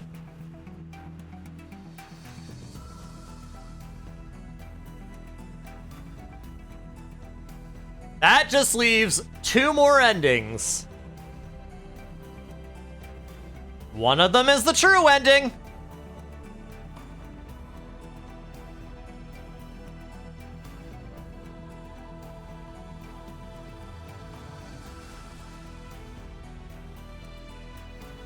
And, well, next time we will see what ending we get. I think next time I'm gonna like pull out a like spoiler-free walkthrough or something to make sure that I don't get the true ending for the next one. I want to save the true ending for last, so I want to make absolutely certain that I'm getting it right. If it's anything like Steins Gate 1, it's the conditions of getting the true ending are probably quite esoteric to prevent getting the true ending in one go, or well, to help prevent it. Honestly, they really should have just done like a story lock sort of deal. Kind of like, you know, with the Zero Escape games. But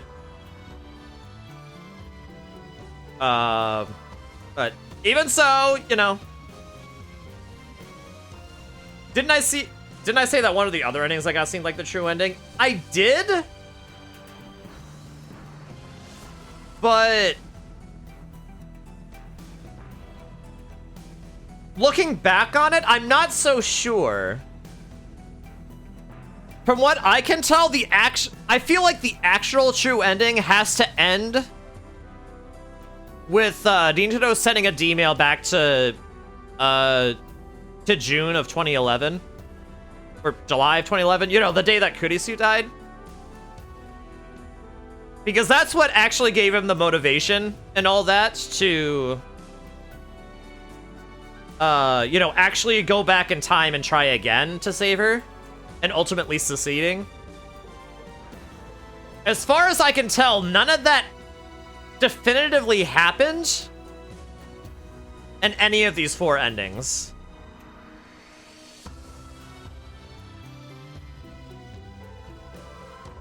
So, I don't know. We may have to see on that.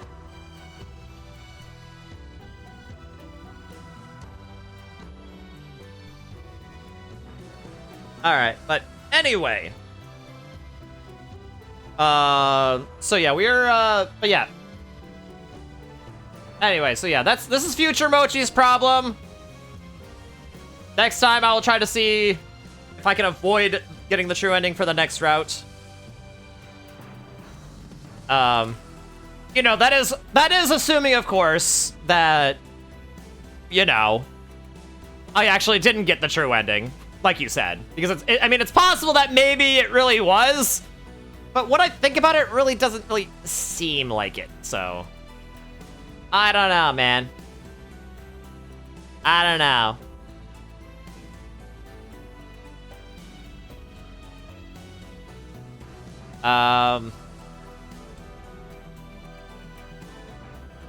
Alright, well anyway, so I'm gonna find some of the raid. I'm gonna raid someone I've not raided in a while.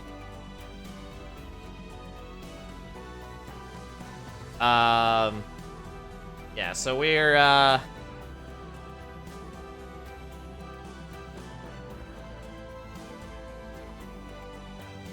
okay, we're raiding Vanity. I think she's probably, like, on break or something. I don't know. A little bit hard to say, but... yeah, regardless, thank you for watching. This is great, I love this. I love Steins Gate. I'm ready for more. I just gotta, you know... play more. Alright, so, next time, I guess next stream, guessing it's probably gonna be our PSL match, which is on Sunday, at around 3. So, yeah, prepare for that. Unless it's gonna be a salmon run tonight, I don't know. I don't know if I'll be streaming that, but I do wanna play a little bit of that. Yeah, this crowd is awesome. Yeah, let's go, Big Guy. I love that you think so. So yeah, I look forward to doing it more, but for now, regardless of what happens next, let's say hi to Vanity. Yeah, she is BRBing right now, but, you know. Oh wait, looks like she's back. But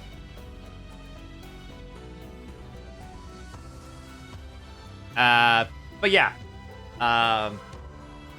So yeah, let's say hi to Vanity, and, talk to y'all later. Take care, y'all. Bye-bye.